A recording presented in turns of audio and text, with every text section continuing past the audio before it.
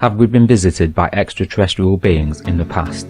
Did these ancient aliens contribute to the birth of human civilization? Do our ancient monuments contain evidence of their presence? The search for evidence to answer the ancient alien question has always been focused on buildings or artifacts that our ancestors left behind. The question is whether they created it themselves or were helped or inspired by alien visitors. The best evidence needs to be clear, long-lasting sign that contact was made. There have been a number of parts, out-of-place artifacts, that have been looked upon as furthering the cause of the ancient alien theory.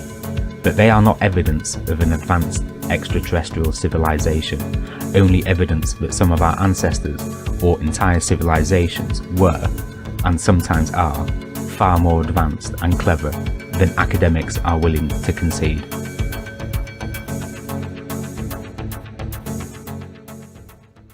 Hi guys, how are we all doing? Evening. Hello. Howdy doody. How's everyone doing tonight? All good? Hello. Feeling sexy. Indeed. Awesome. So, flipping neck. You crashed everything there. Oh, Good gosh. Yeah, fantastic.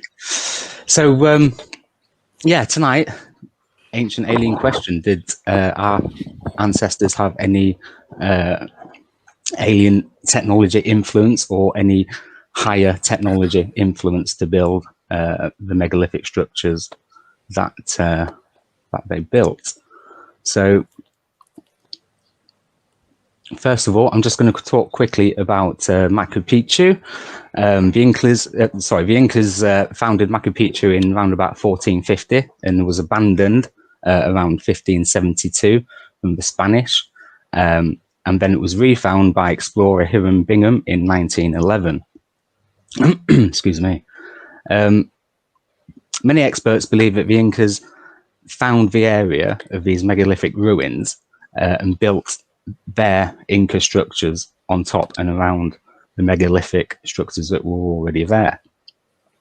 There is evidence of a huge cataclysmic event or an earthquake in the area, which would have hit around sort of 9 and 10 on the Richter scale, thousands of years before the Incas arrived there. And the evidence that supports that is that some of the megalithic ruins have been sort of pulled apart or shifted a couple of foot, and that's all in a southeasterly direction. And if Machu Picchu had been built all at the same time, then the Inca structures that are there would have been destroyed. But as it stands, they're still there. So that suggests that there was a cataclysmic event when the megalithic structures were there already.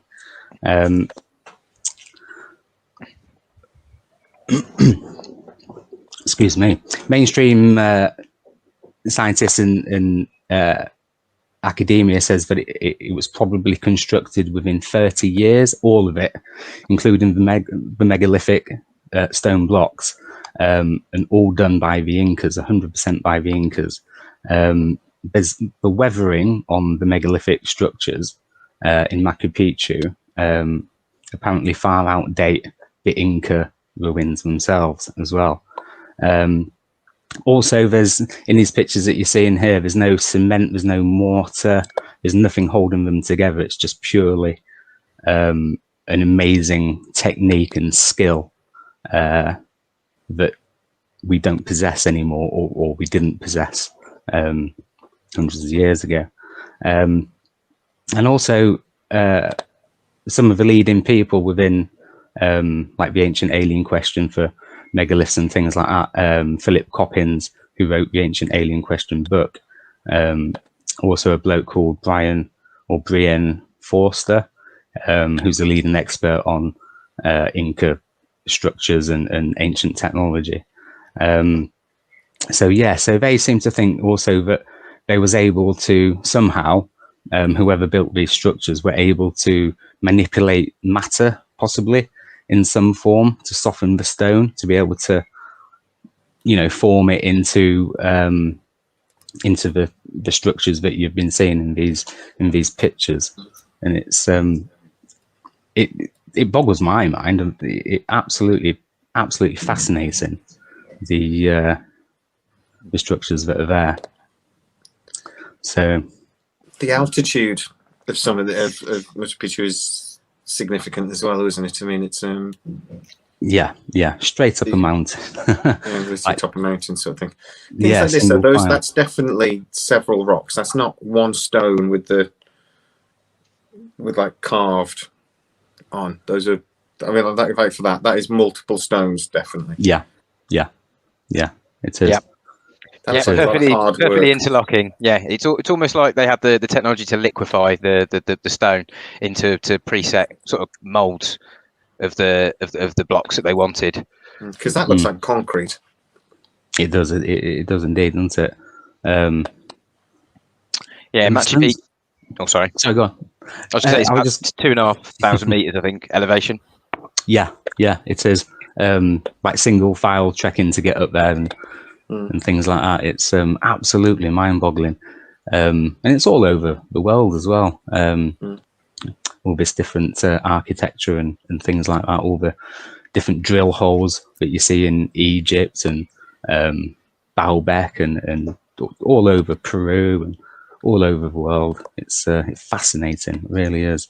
This is where we see those giant stairways as well, isn't it? At Machu Picchu and whatever the other one's called. Its name's gone in my head. These staircases that are like 9-foot levels to them, sort of thing. So they look like a giant stairwell. I imagine they were for some planting or something. Irrigation or something, possibly. Maybe. But, but they say look like a stairwell for somebody that's 90 foot tall, sort of thing. yeah, indeed, yeah. So a lot of people, the so-called experts, also believe that it was built by giants and for giants as well. So there's a lot of evidence, if you like, or theoretical evidence of giants and ancient high technology that was lost. Obviously that the Incas, or not obviously, but probably that the Incas didn't have at the time, with them being a Bronze Age civilization as well. But I mean, look that at the stone in the middle there is curved. Yeah. It's literally almost at a 45-degree curve. Yeah, and it's going to be a couple of feet thick as well. So it's fascinating. And the thing with it is as well, in places like Machu Picchu and Sacsayhuaman. I was wondering hard one to say. Sacsayhuman, I think, isn't it? Sacsayhuman. It's a difficult one. And and you can see the Inca stonework on top of the megalithic stonework, and it's nothing like it whatsoever. It really isn't. The amount of time or manpower, if you like. I mean, Machu Picchu had its height had, I think, around about 7,000 people living there. So it's you probably need more than that to do what they did. I don't know. It just. Yeah. I mean, in this video, we're talking about the alien intervention or alien influence, aren't we? But the places like this, I think they cause so much mystery because you're trying to get your head around. This assumes it was built by humans for good reason. Why on earth did they build that city there? Well, 11,500 feet in the elevation, moving those blocks up there. Yeah, that's it. It's the effort involved, though, far outweighs common sense. It doesn't. I mean, people, particularly when resources are limited, you don't exert resources on something without a point. You don't build a city on the top of a mountain without a good point. Either defensive reasons or something like that. You just don't do it because everything becomes harder up there. It's harder to get water. It's harder to get food. It's harder just to move around at those sort of altitudes. Yeah, it is. That's why it's, to me, it's such a crazy mystery. Now I know we're going to talk about Donku and all sorts of things like this. it's the reason why I think is almost as interesting. You could say it's aliens, or you could say something else, but actually, I think that the reason for why humans might have done it might be just as interesting. Yeah, definitely. Yeah. Definitely. Yeah, because it was a knowledge that was lost for however many years. You know, it still boggles us today, really. So yeah, exactly. It's a technology that we no longer or have never understood, depending on your perspective on who you think might have built them. But I don't like to discount human ingenuity. The fact that we've had the same brain volume for the last 250,000 years, according to Brian Cox from Wonders of the Solar System, but we've only got 10,000 years of recorded history. I don't think we were doing nothing for that 240,000 year period. I think we were probably building cities, civilizations, farming. It's just the slate's been wiped clean by cataclysms, more than it's likely. not quite true, the 250,000 years, I think. We've argued this before him. But it is. Brian Cox states it in his Wonders of the Solar System series, so yes. It's Brian Cox that's wrong then. It's slightly more complicated than that, though, is the point. About 50,000 years ago, we had an evolutionary leap where the both hemispheres of our brain became basically better connected. Because, you know, you got literally two halves to your brain. Yep. When that happened, even though our potential for intelligence didn't change, our potential for imagination and problem solving improved greatly because the two different hemispheres of the brain could communicate with each other much better. So even though Brian Cox is correct, he's saying we had the same brain capacity, our brain wasn't finished evolving. And there was a huge leap about 50,000 years ago that no one can explain. There's no understanding for it. Evolutionary psychologists are completely stumped by it. Right then. But they estimate that was about 50,000 years ago. Well, there's at least 40,000 years missing then, if you believe that, rather than believing the 250. But it's still the bulk of the time, isn't it? We've only got a slither compared to the rest of it. And I just think that what we've lost in that time, we could have lost civilizations and technologies. We were capable of perhaps doing this in the past. Perhaps not. Perhaps aliens did come down and seed us and as a slave race and then built places like this for us, or gave us the technology to build it. It's a difficult one to be definitive on. Yeah. Or something drove those humans up a mountain.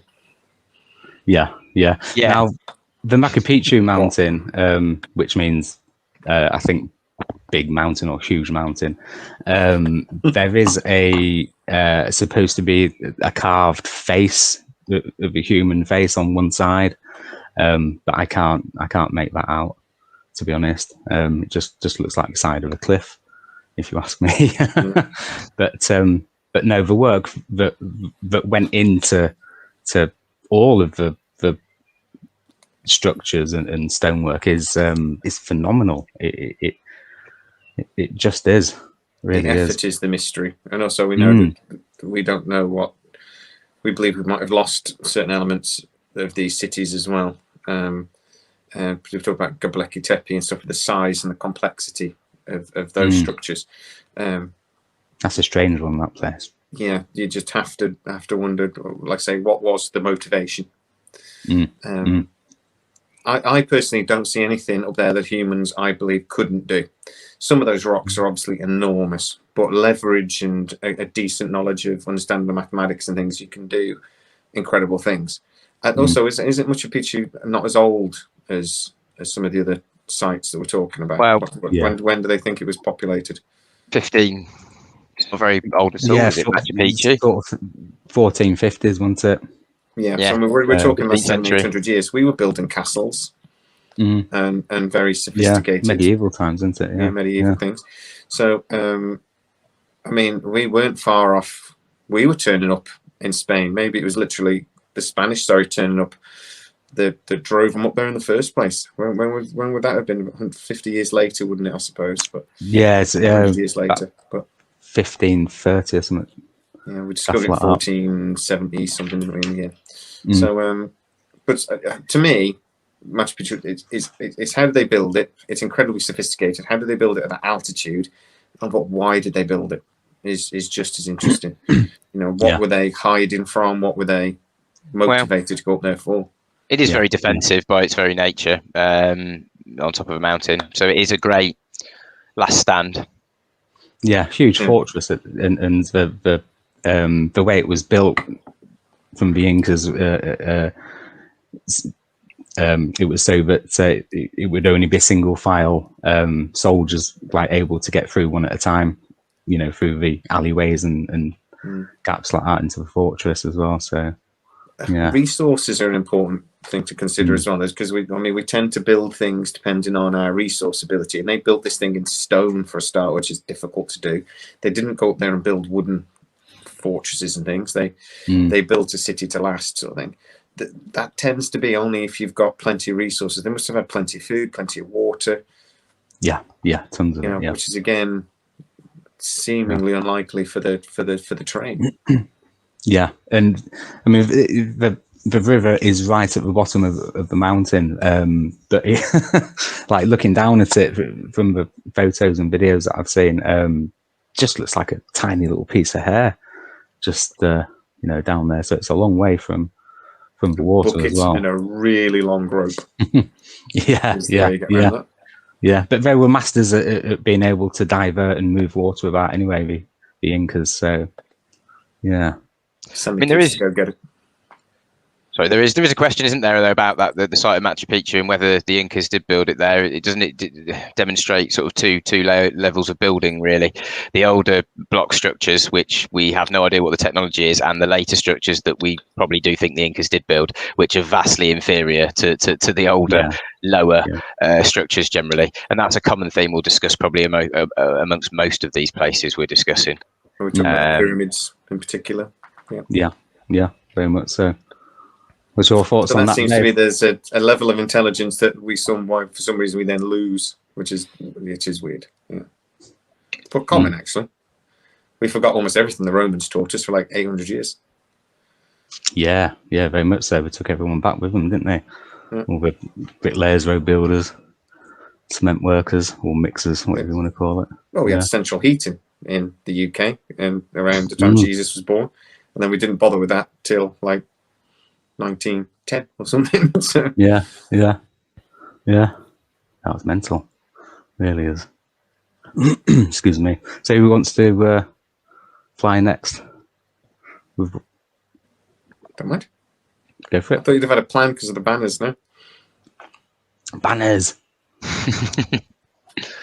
Boom. 1 second. See if I can get. I'll do the pyramids of Giza. There you go. I was thinking I might leave Göbekli Tepe till the end. Really, I think that's a sort of an apt one for the end, being the most recent site, really, and what it's showing. Go for it. I'm just trying to. Yeah. Right. Really, we should do a whole series of videos on the pyramids, but I'm just going to touch on the few of the most important points. Yeah, you remembered my pictures. Yeah, to show. Okay. They're in any particular order. Nah, just throw them up. That's fine. So the first question is how old is the pyramid at Giza? Obviously, the history books say it's anything from 2550 BC to 3200 BC. There's a lot of problems with dating it because we're trying to basically our main way of dating something like this is with carbon dating. Problem is actually inside the pyramid there is no carbon, which is a mystery we can discuss later when we're talking about what it might have been used for. What? No mummies? There's no mummies. In actually the main Giza, there is no. We have what we think is a sarcophagus, but there has actually never been. There's no dead. There's no mummies. There's no. It's as supposedly as a burial chamber. Somebody has robbed it a long time ago. The evidence we have that we have carbon dated is from 23 years of activity, a lot of activity in and around the pyramids, but actually nothing within the pyramid. So we know around these dates for 23 years or so, there was a lot of people working in and around the pyramids. We don't actually know anything else for certain. So my question really is, how old do we actually think the pyramids could be? Anybody got an idea? There's an interesting alignment with star constellation, isn't there? I believe it aligns with which is it Sirius? Is it the 3 stars on Orion's belt in Sirius? Yeah, and that happens at about 10,000 BC ish. around about the last ice age. There's also a period where it lines up with Mercury, Venus, and Jupiter. The planets line up pretty much dead over the top of it. That happens every 2,300 years or so. Okay. I do think the way the pyramids at Giza are arranged on the land is basically an interpretation of the 3 stars on Orion's belt, though. And then the pyramid exactly aligns with that at 10,000 BC. And then it aligns with it again before that every 26,000 years, roughly, with the precession of the equinox cycle. So if it's not 12,000 years old, it's a further 26 on top of 12. So it's 38,000 years old was when it was built to align with that star constellation. And obviously, I mean, Randall Carlson and Graham Hancock talk a lot about weather erosion, the flooding events and things like this. I mean, particularly Randall Carlson points at the Sphinx, and we see what looks like weathering from water. From the rains. They believe the Northern Sahara was lush and green, but that was like 12,000 years ago. We then look at something like the Younger Dryas event, again, 12,000 years ago, which we believe was a large comet hit the northern ice shelf at the end of the last ice age, caused a load of water and rainfall worldwide, and mass flooding worldwide. Is probably where we get the stories of Noah's Ark and the great floods that ended the world from. That again, this happened though 12,000 years ago, in which case the Sphinx and the pyramid are at least 12,000 years old. The Egyptian empire is only 6,000 or 7,000 years old at most, and before, for 2,000 years of that, they weren't building anything with stone. So again, I think the Egyptians just came along and found what was already there. Yeah, a lot of people some empty pyramids, and started a civilization there again. That's what I truly believe. To be honest, I think the evidence fits just as easily for that the Egyptians turned up, spent 23 years renovating the place. Yes. As does the evidence of that they built it in a 23-year period. They would have had to have laid, is it something like 800 stones a day for it to be completed within a 23-year period. Well, there's 2.5 million blocks, aren't there? I know that. 2.3 million blocks, yeah. They average at around 2.5 tons, but some of them are 80 tons in weight. A lot of the stone they brought in from anything up to 500 miles away, but we'll talk about the materials in a little while. That's for much later. So, I mean, the big question is then, if we're going to talk about aliens or potentially somebody else influencing the construction of this, we have to ask the question then, could the Egyptians have built this? Could they? Possibly. When we're talking about this sort of number? What's the largest blocks in the pyramid? 80 ton, or there's some 120 80 tons? 80 tons are about as big as they get in the pyramids. There are other Egyptian constructions that, some of them are up to 120 tons, but actually in the Giza pyramid, about 80 tons. Which is doable with construction, lifting equipment today, cranes. Yeah, we can move 80 tons with a decent enough crane. And you can move amazing objects when you think about bringing in water, leverage. There are the things you can shift with enough manpower. But do you then hike them up and build a pyramid with that material? Some people also think it's possible with sound waves as well, to be able to levitate large blocks and to move them that way as well. A lot of that evidence seems to come from that coral castle, though, and that chap who said he could do it. But I don't think there's any actual. I've never seen any genuine evidence. There's a South African guy, Michael Tellinger, isn't there, that keeps talking about the conical structures that he's finding fossils of these. Like these ice cream cones that he reckons that they used as like directional tools to direct the sound in order to use sound to levitate the blocks. He's got some quite interesting stuff out, Michael Tellinger. He's the one that talks about the Damu us being seeded as a slave race by the Anunnaki 250, 300,000 years ago to mine the gold for them.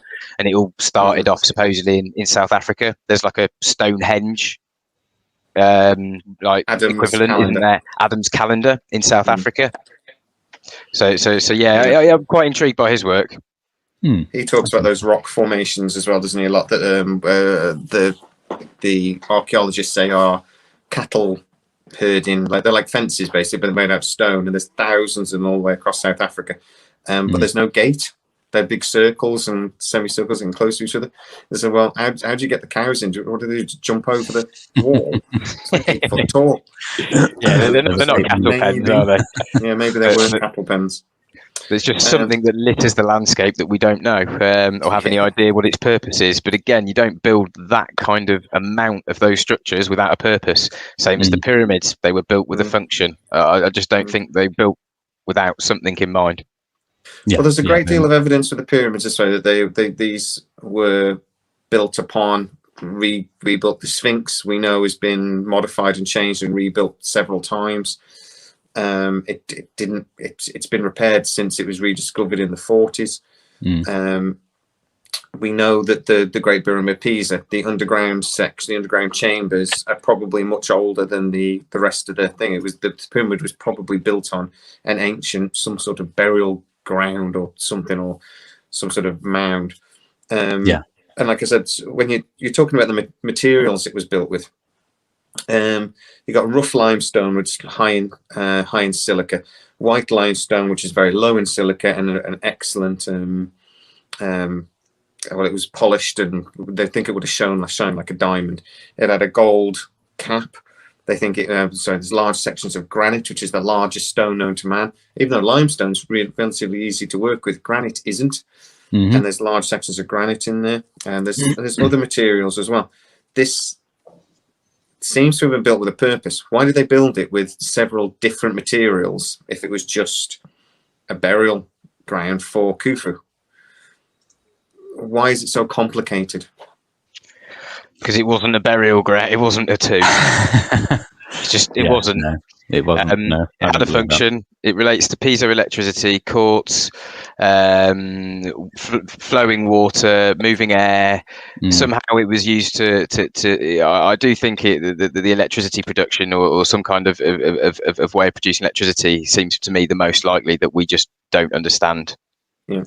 Aren't some of the tombs or rooms inside the pyramid supposed to have been like super heated up as well at some point? I don't know about that, mate. I've not seen that myself. Vibrational frequencies, resonance. If you in there, you can hear it, can't you? From the Queen's chamber up in the King's chamber, people doing that, or from even from distance. even from the underground bit, you can hear them doing it in the King's chamber. That's how much the sound travels through the stone due to the way it's been built. I mean, jumping ahead a little bit, but I mean, there are certain things within the structure that would suggest that there was something else there before that's now been removed. In the Grand Gallery, it goes up at about 50 degrees slope. Either side of it, there's grooves. So it's not just a square; it actually comes down, then it comes in, and there's grooves. At every 6 to 8 feet, there are little notches put into the stone as well. It seems that there would have been something wooden or something constructed within the Grand Gallery that is now no longer there. One of the theories is that this could have been part of the electrical generating apparatus that's long since gone. One device is called a Lord Kelvin thunderstorm device, and it's literally just uses flowing water to generate electricity. It doesn't generate a lot, but it generates some. Damian, you mentioned the piezoelectricity. The white limestone they would have had on the outside, which would have looked stunning, is also a really, really good insulator. The gold cap on the top is a great electrical conductor. The rough limestone in the middle was much higher in silica and other crystals, which, if you know about piezoelectricity, it's about basically you squeeze or push onto these crystals and you generate energy. And then you've got these obelisks that were in and around. The granite chambers they talk about in the middle that we think of sarcophagus would have been hermetically sealed, they believe. They were so perfectly built and so perfectly tooled that we're talking about error of microns. that the lid would have sat perfectly and would have sealed whatever was inside it. There is some evidence that it may have held acidic materials at some point from evidence on the inside. So then we look at something like a Baghdad battery. I was just and we thinking have to wonder, were these granites actually batteries at some point? Were the obelisks around them antenna to transmit the electricity wirelessly? Were there other batteries in and around the sites, like the 90-ton granite sarcophagus that were found at Saqqara, that officially were sarcophagi for bulls? 90-ton granite units, or were they actually batteries, enormous batteries? I mean, look at the perfection and the way the rock is designed. We've tried to destroy these things and not been able to. Exactly. How many centuries of countless thieves have attempted to break into these massive monuments that draw thieves in from all angles, all directions, and we're left with the remnants of what's been fucked with for centuries. Like, God knows what was actually inside that's been removed.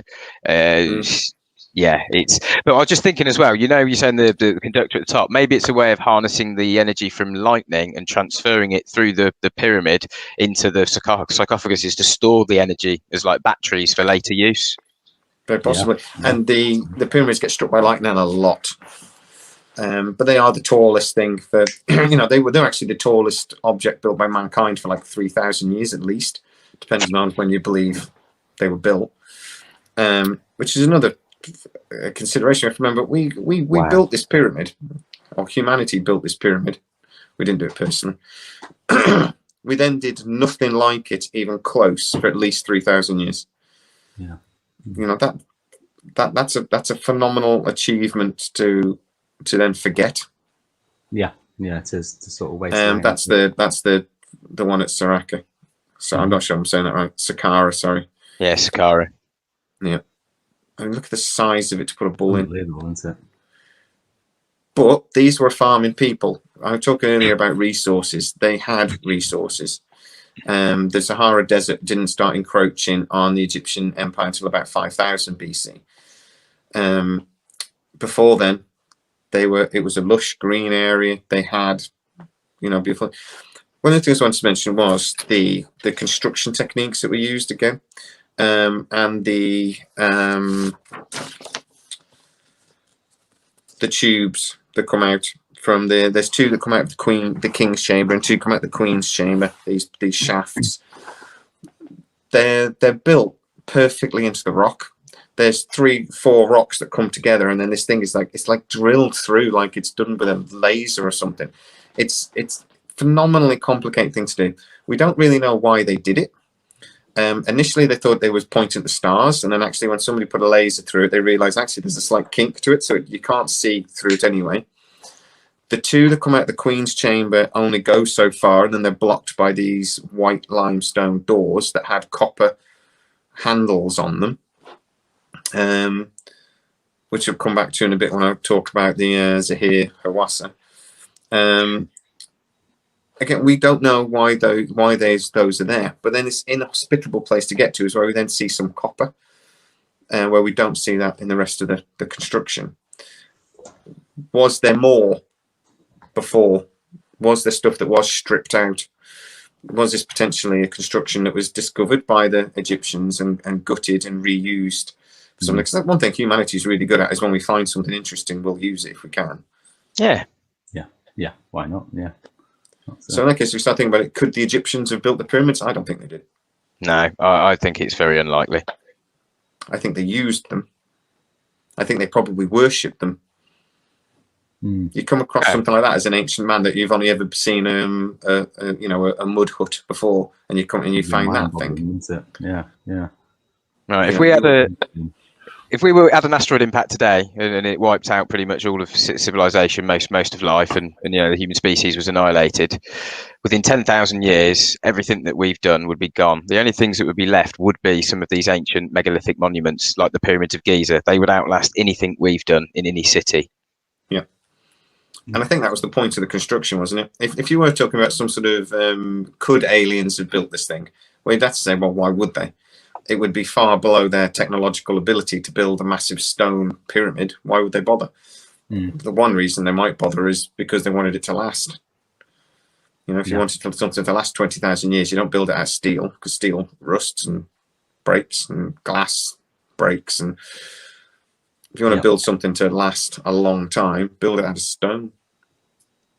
Indeed, I believe that, but.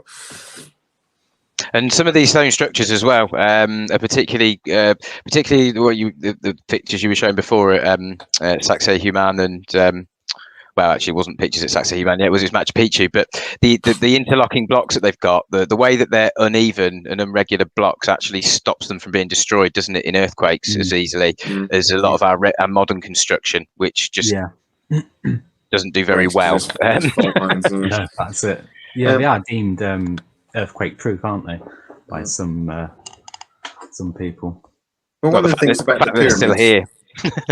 One of the things about the pyramids that is hard to sort of get your head around that it was an accident is the location. So the one point is that it's the pyramids are built almost exactly in the center of what would be the landmass.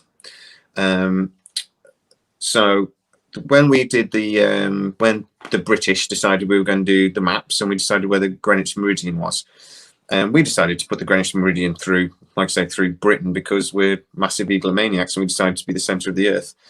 But actually, when they were discussing it, and educated people were discussing it, they all said it should be through Giza, because that is actually the central point of the landmass. If you draw it on a two-dimensional map, you know, like from Alaska, Russia, put a thing through the middle, it's Giza.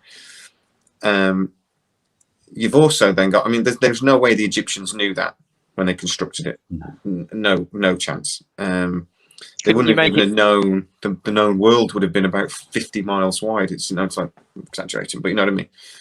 Couldn't you make any point the exact center of the land of the landmass, if you just, depending on where you extract it from and where you make each edge start from, when you turn 3D into 2D? Because if you actually lay it out on a piece of paper, if you shift it across, the landmass wouldn't fit, would it? It would, part of it would be over, like Alaska would be over here on the wrong side of the map, sort of thing, and then half of Russia would be cut off. To get it on a piece of paper, sort of thing, where you want to fit it all in one point, Giza's slap bang in the middle, exactly in the middle of the land masses. You also then have to cut out the Pacific, because actually the Pacific takes up about a third. It's, you know, the Pacific's enormous. We don't show most of the Pacific on maps. But yeah, it is the center of landmass. You've also got this weird thing about its latitude, which I'm going to say with a little bit of salt over my shoulder, because it's not 100% true. But some people have argued that the latitude of Giza is 29.979245 degrees north. The speed of light is 299,792,458 meters per second. Just in case you want to rewind that and check, those numbers are the same. It's only roughly correct though, because that latitude doesn't actually exactly go through the middle of the pyramid. It does cut through the pyramid, but it doesn't cut through exactly the center. You could build it. You could build it more accurate, could you? There you go. It's rough. But also, you got to remember, land masses move. So in 10,000 years, it might have been exactly 10,000 years ago. There you go. Is that just a coincidence? Probably not. Could that possibly be a coincidence? Not when there's other numbers encoded, like pi, the Fibonacci sequence, and other mathematical series within the pyramids. They had a keen understanding of mathematics. They understood Pythagoras' theorem. They understood there's so much encoded within the architecture of the pyramids. That they were mathematical masters. They were engineering masters. Whoever designed them. Yeah. And I mean, this is one of the reasons why Nikola Tesla became obsessed with the pyramid, and he believed it was a power station, basically. He was trying to figure out a way to draw in and wirelessly transmit energy from the ionosphere. And he basically designed a modern day version of the pyramid in his mind. Whether that will have worked or not, we'll never know. Probably did. The American government took his research and tore his towers down straight away as well. The thing is with the pyramid as well, we're still unlocking secrets. Researchers recently found that the pyramid actually focuses and generates electromagnetic energy, and it focuses electromagnetic energy towards the base around the area where the underground chamber is. When they discovered this and they started to map it and trying to figure out how or why it does that, it started to unlock things like they're doing new or trying to create new light sensors. They're using it to create new modern solar cells. This temple, this pyramid is still influencing modern technology today. Yeah.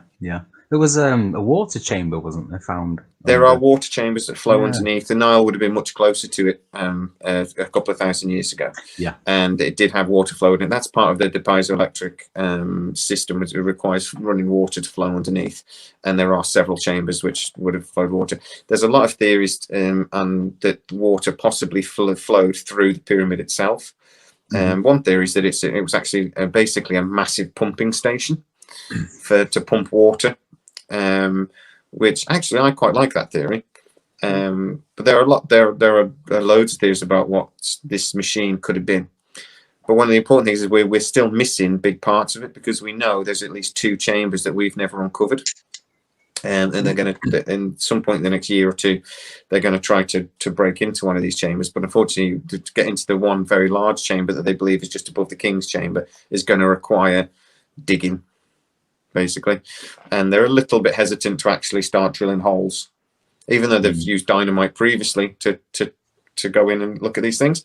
They're a little hesitant to think. But that takes me to Zahi Hassa, who's the sort of the head archaeologist, whatever. He's actually the Minister of Antiquities. Minister of Antiquities at the moment. No, he's gone, isn't he now? I think. They got rid of him. Is he recently on? Okay, he was still there about a year ago, so they're excellent. Well, this man has blocked loads of research over the years. He's a borderline criminal. He's been accused of selling antiquities many times. He was recently accused of covering up evidence, because when they did send a robot up to the chamber up on the in the pipe thing that comes out of the Queen's chamber, you could see the copper sounds where the copper section was coming off the door, and then the camera sort of cut, and when they come back, there's a big chunk missing, and everyone sort of went, nothing to see here. He was in the room when that happened. If they took a section as a sample, or something happened and it broke and they just were covering themselves, I don't know, or they're being very careful to try to make sure whatever it was, they know is going on. They're trying to cover up, and he's exactly the same with the Sphinx. And we know that, or we firmly believe there are large chambers in the Sphinx, and they still swear blind that no, it's a solid object.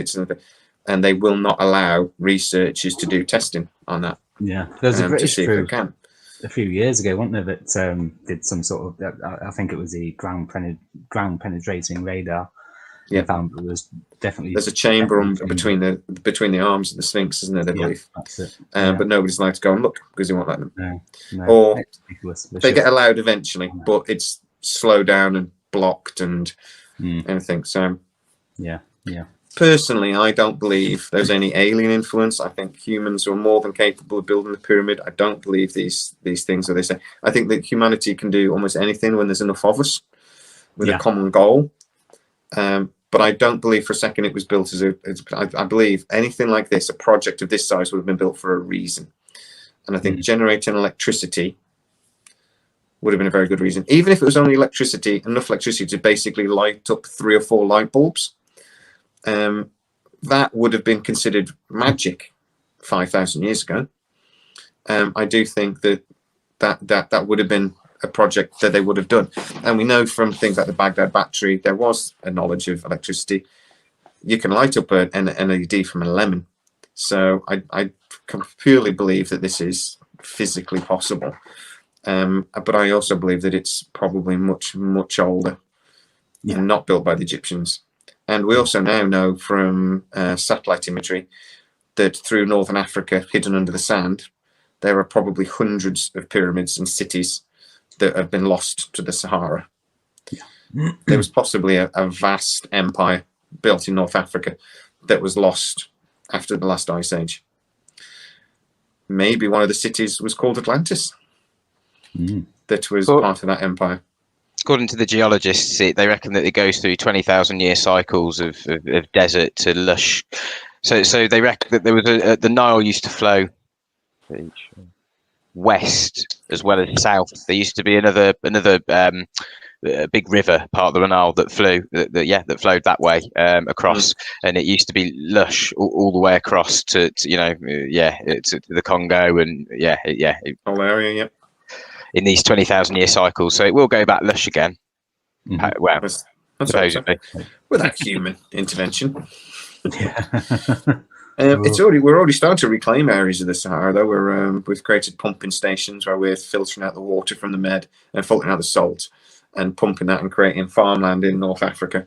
But it's actually a massive ecological disaster, because when these pumping stations filter out the water, filter out the salt, they don't actually just take the salt out and you get lovely salt. What you do is you actually get like a brine, a sludgy brine.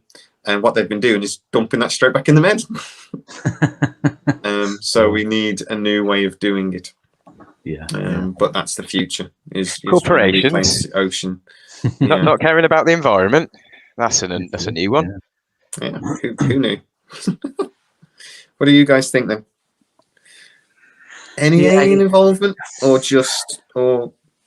could the Egyptians have done it? Let's say, anybody actually believe here that the Egyptians built the pyramids? Anyone? Hands up. No? Not the dynasties that we're taught of in school. No. It depends what you mean by Egyptian. You got to define, but people that lived in empire that existed land from at some time, 5,000 BC to roughly now. If it referring to the Ptolemaic dynasties, then I would say not. But I would say people that were inhabitant in that area at the time. Yeah. I think it's fair to say that it would have been inhabitants of the area at the time, because at the end of the day they were there. Well, there's no reason to suggest it was anybody from outside the area or anybody other than who was living there at the time they were constructed. Well, I mean, there's some suggestions that the I forget the name of the library. It's the Library of Alexandria. Yeah. That there was written down that actually the first Egypt settlements were a settlement of Atlantis, so they weren't from the area. They actually were people that had. Well, one story said that it was people that had fled Atlantis after the cataclysm that destroyed the city, and this was one of the first places they settled. Others is that actually the Atlanteans did create settlements all over the world. One was that's where Stonehenge was built. It wasn't actually built as a clock; it was built as a meeting point. And that was sort of where the British people would come to meet the Atlantean masters every so often. But there is evidence actually to say that people from Scotland used to quite regularly walk down to Stonehenge. We've had lamb bones and things that were from species of lambs that were from the Northern Hebrides. Why on earth were people from the Northern Hebrides walking down to Stonehenge every couple of years? Must have been a reason. So you could argue in that case that it was built from somebody else that had come into the area, not necessarily people that lived there. You've got to look at it through the eyes of the people of the time or the belief system at the time. Where the people travel to Mecca? That's exactly. True. It's a pilgrimage, isn't it? So it's a pilgrimage. Yeah, but that's a pilgrimage in modern times when we know that it's there. We were talking about a pilgrimage. In ancient times where people would also know it was there. It doesn't mean people weren't communicating, though, does it? Well, on whole, people never travelled more than 5 miles from where they were born until, was it 1910? You mean apart from the people that travelled all over the world discovering countries and all these civilizations we're talking about today? Yeah, but Well, yeah. They didn't stay within 5 miles of their house, did they? The Spanish conquistadors and things. No, I'm not. You know, I would say that's and people like that's that. ancient times. Though I'd say that's There were reasonably ancient modern travellers times. because there was trade and commerce around the world. There was trades in dyes, in wines, in porcelains, in pots. It's been going on for thousands of years. So news of certain areas would have been spread via these travellers, or legends, which would have lent or sort of like made people want to go and explore them themselves. So you'd have had a lot of word of mouth going about. I'm pretty sure there was still like levels of communication, and that's what separated us and gave us the big leap forward over everything else on the planet, isn't it? The ability of communication. We learned how to speak. Yeah, and I think we probably know that is true, actually, to be fair, because I think that's probably how religion spread over thousands of years. Stories spread, and I mean, we're talking about how the Great Floods 12,000 years ago probably turned into, or it makes sense to me anyway, that turned into the Great Floods and Noah Ark story and things.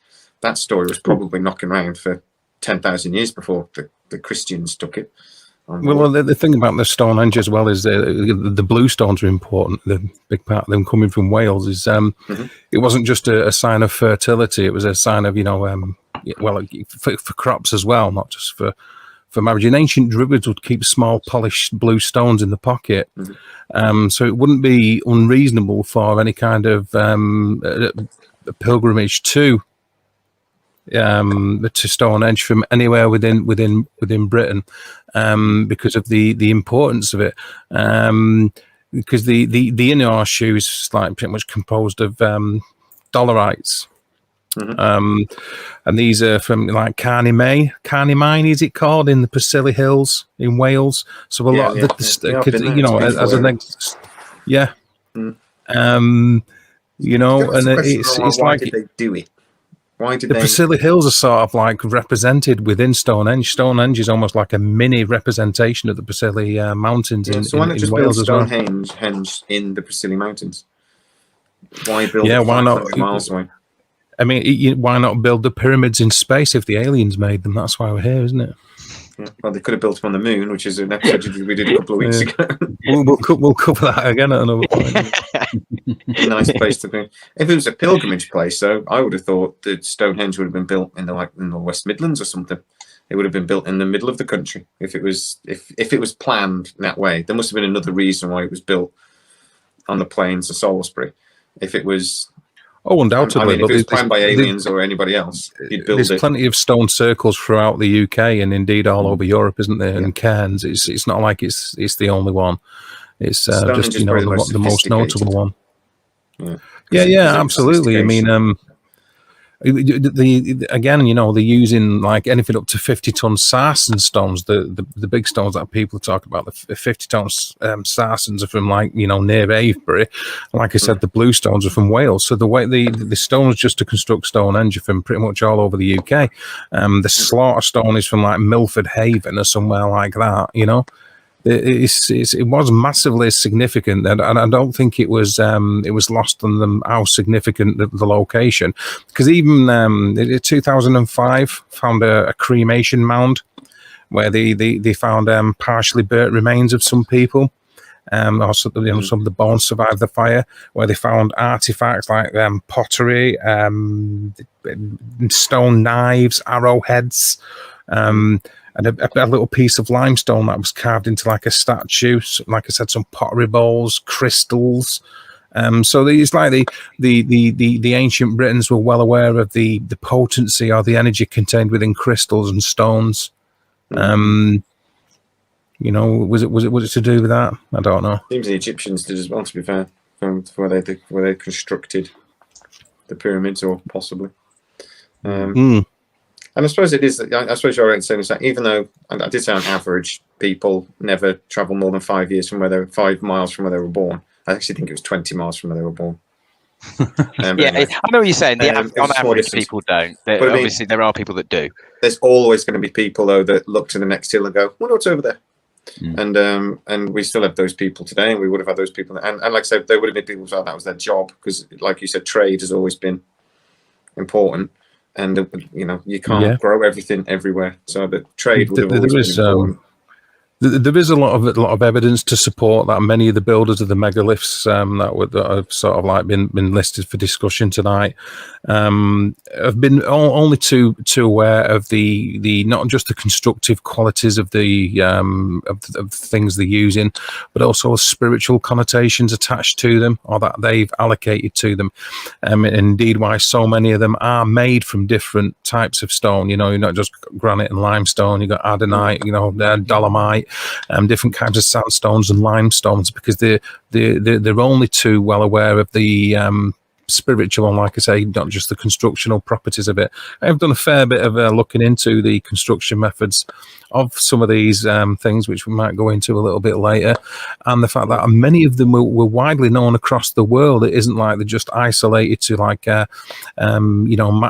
Picchu or Sexy Woman, as Steve calls it, or places like that. They were actually quite prevalent across the world in similar kind of time frames, as this knowledge was being spread by people that did travel around the world. So these construction techniques and methods were known, and could result in some actually very, very articulate building, as well as intricate designs through through forethought and knowledge, that they were well aware of what they were building and how to do it. And that's sort of lost on us over time, because the means with which they would use to do that is completely irrelevant now. We have power tools. We have all sorts of other things. So we're so far removed from that mindset and that stage of creative development that it's difficult to associate with it if we're using modern thinking. No, I'd agree with that. I think the power of ingenuity, when humanity needs to do something, we're very, very good at finding simple ways as well, not just clever ways of doing it. But I think that's kind of also part of my argument, is that for some of the places we're going to talk about, is then you have to think about the motivation. What was the motivation, or why would have they been so motivated to put so much effort into building something like this?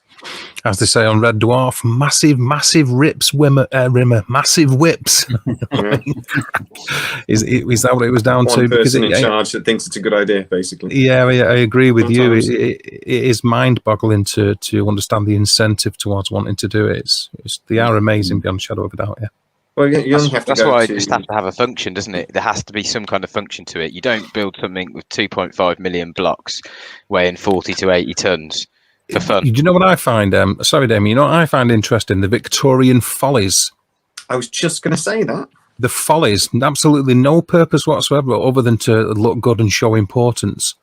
Yeah, your average guy will build half a castle on the side of his house. Is it because he's a complete and utter T1, TW40? Possibly, is it because he wants to make himself look important? Keeping up with the Joneses, wasn't it? Oh, yeah, absolutely. It's keeping up with the Joneses. Look how wealthy I am. But that's what I'm saying about how resources, when you talk about resources, these early Victorians had vast resources and wealth, and it was almost sort of like, look how wealthy I am. Right then, so that suggests then it must have had vast resources and wealth in that region when they built the pyramid, which seems to be far more likely when it was lush green than when it's been desertified by the Sahara Desert, which then puts the construction back more in line with 12,000 years ago, at the least 10,000 BC, doesn't it? We have very close to where I live, within 2 miles, we have the remains of a fort, which was just after the Norman conquest, and its only purpose was to subjugate the local people during the Norman occupation. And that is it. It was abandoned 50 years into its construction, and they got the Mott and Bailey made right on the top of a hill. Why? It's because it's in a dominating place overlooking the surrounding area, and that is it. It's an absolute nuisance to get to. It's so windswept and barren when you get up there. It wouldn't be somewhere where you'd want to live. There's no pastures for grazing.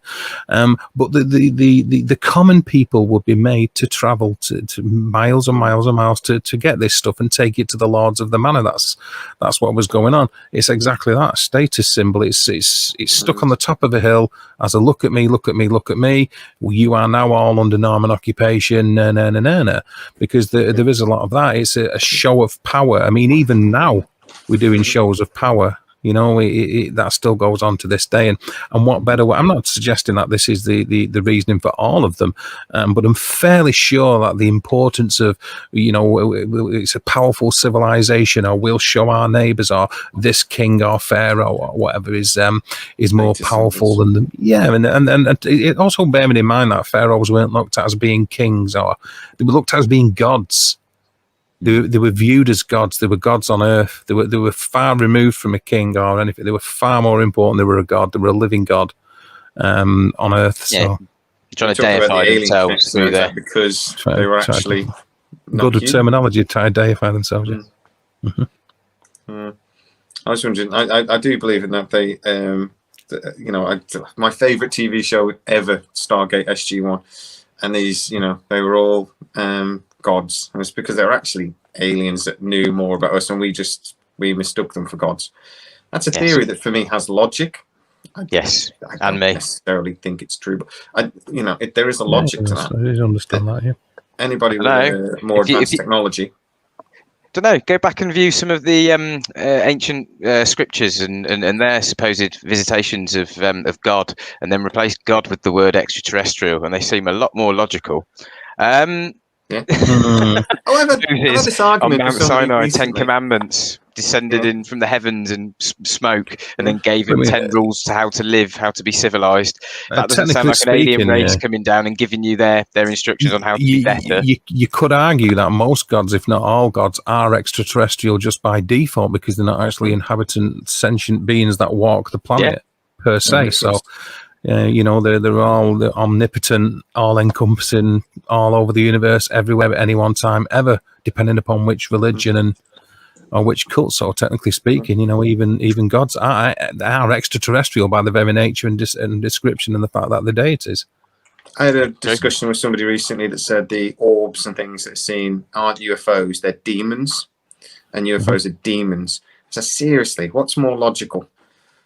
You know, supernatural demons coming from God and heaven, or aliens? It can't be aliens, because how can they travel those vast distances?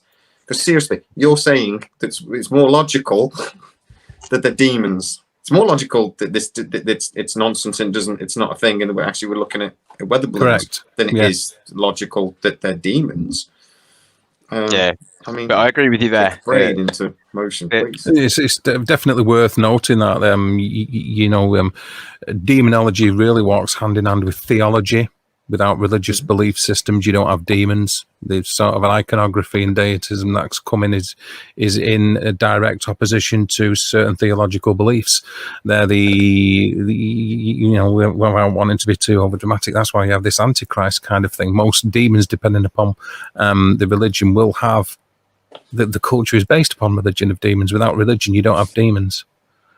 And that's pretty much the top and bottom of it. And that gets lost on some people. You know, they're not invented just because they're an entity in their own right.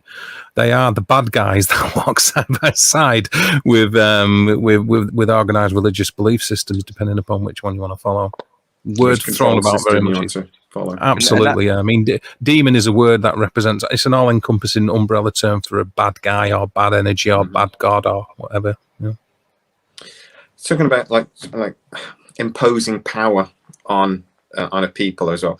One of the reasons I do think the pyramid could have been built if it wasn't as a power station or something is that thing of imposing power. Is like the top people saying, look what we are able to do, this is us.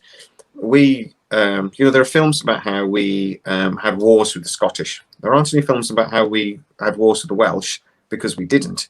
We built a series of castles, and they sort of went, oh, we're British now, okay. Sort of thing, and we projected power using. And we had Offa's Dyke, didn't we? We had Offa's Dyke as well, I suppose. Yeah, I think that's going a bit further back than I was sort of talking about. But yeah. Oh, I'm talking back in the day, me dude. Yeah. You're going back. I'm going back in the day. 2,000 years. Yeah. But yeah, no. So we never had any organised large-scale conflicts with the Welsh. We just didn't. Until it comes to rugby, is it lost on anybody about when it comes to going back to the Egyptians? Is the hieroglyphs? Given a culture that's so well known for documenting every single little thing that they do, there isn't much about the construction of the pyramids in the hieroglyphs. There's no nothing, hieroglyphs at pretty all much. within the building except for some graffiti, some red paint that was drawn. Can somebody in one of the explain to chambers. me why a civilization or a culture that is historically like absolutely through the ceiling infamous for documenting every single little thing it does with these hieroglyphs doesn't jot down its biggest achievement? You know, they recently said, "Oh, we found them. documentation that talks about how the pyramids were built on a papyrus that's 2,000 years old, 3,000 years old." Oh, interesting. It doesn't actually mention the pyramids. It mentions cutting rocks surprising. and moving them and doing all this sort of thing. It doesn't actually mention the pyramid at all. I think that was the 23 years renovation works that they did, which seems like a far better timescale for renovation than building it. If those were built, they took longer than 23 years to be built by humans of our size back in 12,000 BC. You've also got to remember though, that we built Giza, and then we built several other pyramids that were worse. Yes, and we got steadily worse at it. Right. Is that because the resources were dwindling, or because we were trying to copy something we didn't really understand? I think because the builders of the crap pyramids just weren't as good as the builders of the good pyramids. They were trying to emulate it, as you say. That's what it would sound like. But isn't knowledge linear? Shouldn't they have learned if they were the same people building them not long after? Not necessarily, no. I mean, I think throughout history we've had God knows how many times it's been illustrated to us that we don't learn. We were discussing this just the other week about one of the reasons people say we don't go back to the moon is because we don't have that technology anymore. We move on from that. You see it within the space of just a decade in between the world wars, certain technology regarding military equipment. Oh, we don't bother using that anymore because the war's over. You'll get rid of the Navy, and then all of a sudden the Falklands War kicks off, and we need to rebuild the Navy to get down there. History is replete with the amount of times we think we've moved on, and we no longer need that kind of technology. So, not necessarily. I mean, I do see your point. You would think that you would learn, but if one thing I have learned is that people don't learn. Yeah, not as a society. We do forget. Usually. It's like I said, we had running water and thermal baths and plumbing in Britain in 100 AD, and then the Romans left and we forgot it. Well, the people in the 1950s didn't even have a toilet inside their house. Yeah, 2,000 years before that, the Romans did. So, and then you're talking about us not being able to go back to the moon. The first thing the NASA engineers did when they decided, right, we're going to build a heavy lift rocket, was they got the old Russian rocket out from 1970. Yes, exactly what they did. How did that work? So. And tried to figure out how to do it again because they didn't know how to build a rocket. So, see, the best argument for aliens, before we just, I guess we're going to move on, is you just gave it, is that the fact that the pyramid that was built first was the best, and then it went the downwards. Their building skills got worse, which could indicate that they were perhaps instructed and guided in how to build the original one, and then attempted it without that influence later on. A little bit of a weird association here, but I'm going to throw it in there just for the sake of giggles. When you wake up in the morning and you think, well, it's gammon for a cup of tea, or a cup of coffee, and you have it, and you think that was delicious, I need another one, and the second one's just not as good, is it? It's the same person making it, but it's not as good. So, it's not because an alien made the first brew.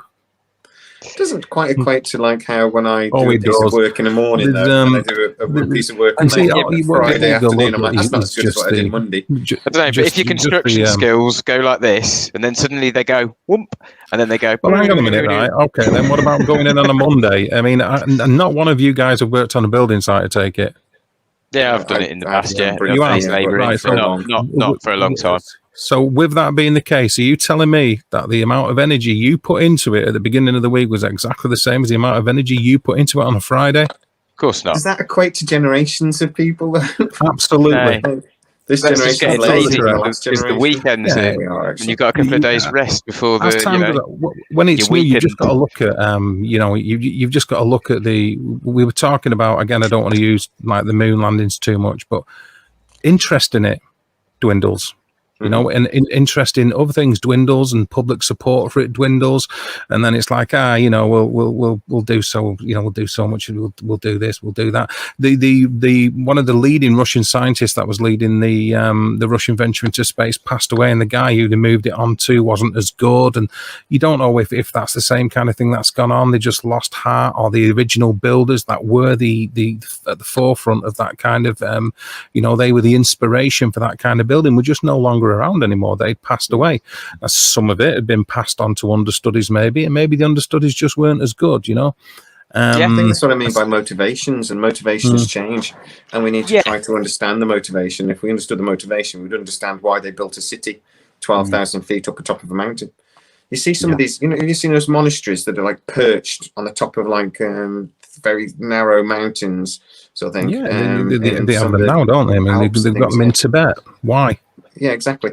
Because the motivation was they were being persecuted, so they built their monastery in the least hospitable place imaginable. It was a defensive thing. So, and they thought they were wanting to be closer to God. For me, that carries to all these locations as well. Yeah, especially Machu Picchu earlier. Kind of thing, yeah. I do agree. There might have been religious motivations that then dwindled. They thought, we'll be closer to God. Do it. There's no God. Let's go. Let's go somewhere nicer. What's next? What's the next? Steve? Place. Is it Damian? I've got Göbekli Tepe, which I thought might be good to do at the end, possibly tying it all together with the new site. But I don't mind. But might be better to do Baalbek first, or do Baalbek. I don't know anything about that.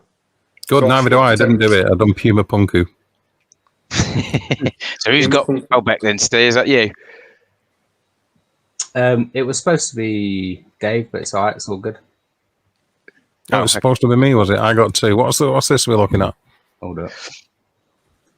This is Puma Punku. Yeah, I've got. Okay, so Puma Punku. Do you want me to start? You just threw pictures up. Was that a yes? You want me to start? That's just a massive game of Tetris. That's exactly what it looks like to me as well. Okay, so Puma Punku is a megalith near Tiwanaku in Bolivia. The name is Puma, which means Puma or Cougar, and Punku meaning door or gate, and dates back to AD 536. It's located on the Altiplano area, which is where the Andes Mountains are at the widest. And the area at one time is thought to have had a civilization of around almost 500,000 people. It's not just the remains that we see there, but also other structures that suggest there was a city, and also other things underground. And it was discovered in 1549 by Pedro Chiesa de Leon, pronunciation. He was a Spanish conquistador and Peruvian chronicler. It's 116 by 167 meters squared and covers an area of around 14 hectares. And in Aymerian, its name means Gate of the Puma. And the Aymerians believe Tiwanaku to be the birthplace of the earth, or at least the site where the world was created. And it's primarily constructed from andesite and red sandstone. And some of the sandstone was brought in from a quarry that's located close to Lake Titicaca, which is 10 kilometers away. And archaeologists argue exactly over how the stone was transported to the site, but it's mainly believed that it was using llama skin ropes, pulleys, and ramps and inclined planes to get these stones into position. Some leading archaeologists, there's quite a few of them I've looked into, but mainly Jean-Pierre Protson and Stellaner have conducted experiments suggesting that the Tiwanaku builders had tools that allowed exact cutting of stone used during the construction. Just that archaeology, where I haven't discovered exactly what they were yet, or the origins of which have been lost over time. And it's thought by mainly, again, go back to, the Atlantis and alien enthusiasts that it's been built using alien technology, and they've helped in it because of the lack of any building techniques that were used in any constructions that were of a precursor to Puma Punku being built. And the most notable proponents of those claims are your usual kind, and of other sites around the world, actually, are the usual. You've got your ancient aliens. The forefather of that kind of thought is, Eric von Daniken, Giorgio Secoulis, we all know him, and of course Zachariah Sitchin. And the people that are fighting that kind of thought process, you may have heard of these names too. You've got Jean-Pierre Protzen as the name before, Stella Nair, Carlos Sanguines, Dieter Arnold, and Alexei Vranich, all of whom are archaeologists, and they've proved time and time again that it's Incan ingenuity that's responsible for the buildings, that alien enthusiasts and followers of ancient aliens have made claims of extraterrestrial involvement because of various, the propagation of people like Coppins, as you said before, Steve. But lots and lots of stuff of why. Certain claims that were made about Puma Punku. I can read a couple out if you want. Say like claims that were made. Again, I'm not after vilify, pointing the finger at any particular person, but ancient aliens is the big one.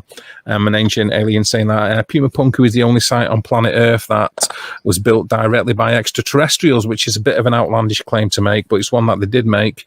And one of the most intriguing things there is that the stones that were used weren't sandstone; they're granite and diorite. And the only stone that is harder than diorite is diamonds. So the only way this could have been achieved is if the tools were tipped with diamonds.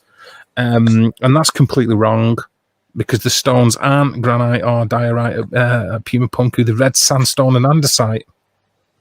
Well, red sandstone is a pretty soft metal. Exactly, yeah.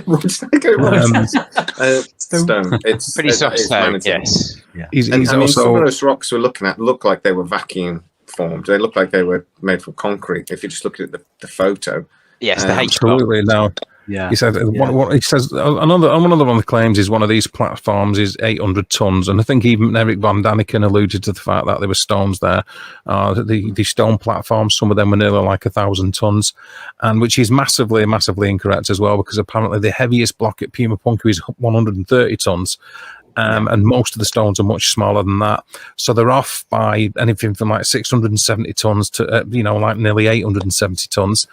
But again, that's a more kind of claims that like Eric von Daniken and people like that would make, as well as pointing out various features in the stone masonry that had gone on that is impossible to do without power tools.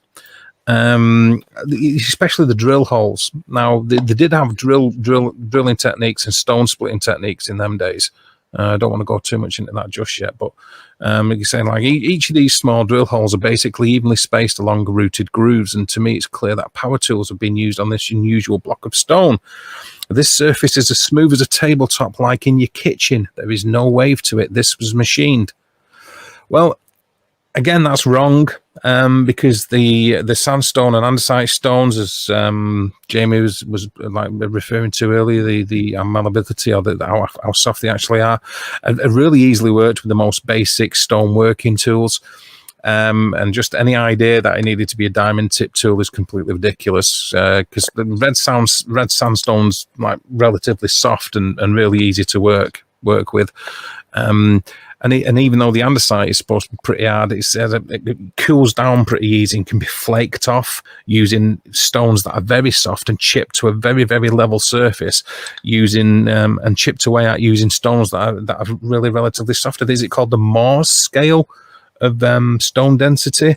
And pronunciation could be wrong on that again, but the andesite can be chipped or formed into very flat, almost like spirit level kind of flat, with stones that are as soft as 5.5 on the Mohs scale. I'm not going to pretend to know what that means. I don't.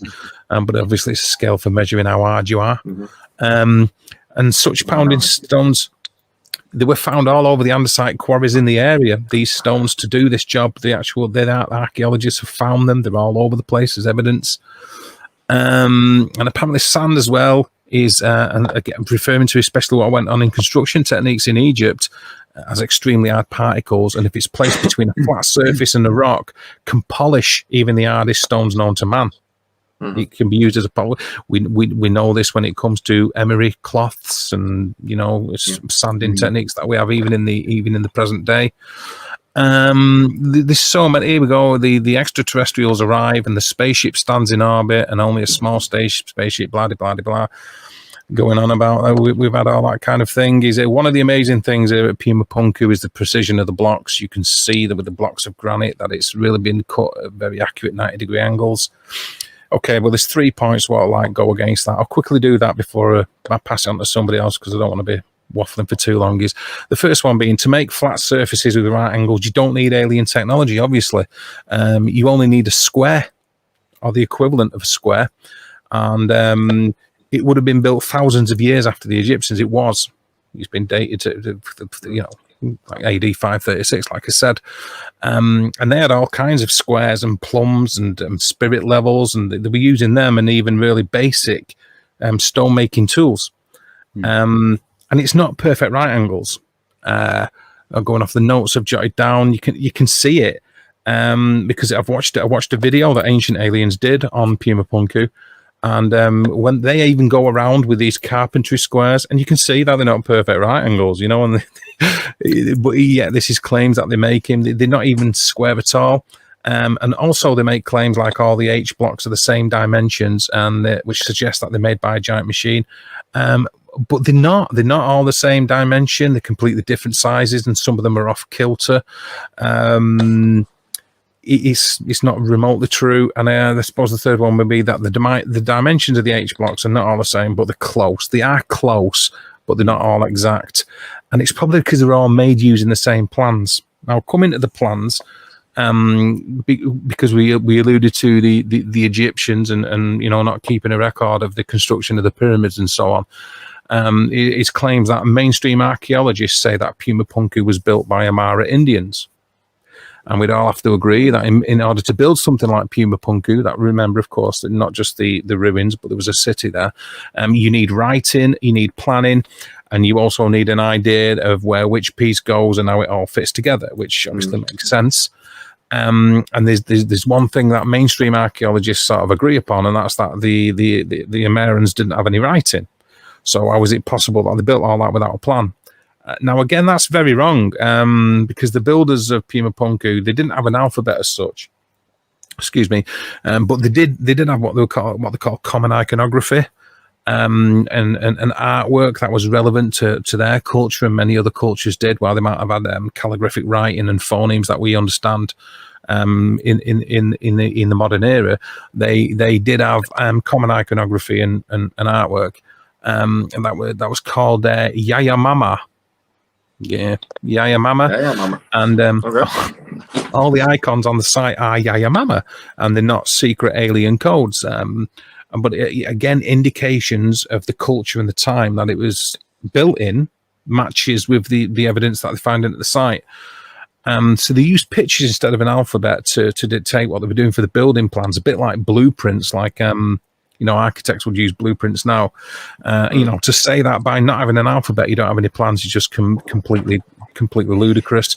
And the last one that I'll go on, I've wrote down many of them, but the last one that I'll do because fed up of hearing the sound of my voice, is how these massive blocks of granite were moved from their quarries and brought here to Puma Punku would have required some kind of super technology.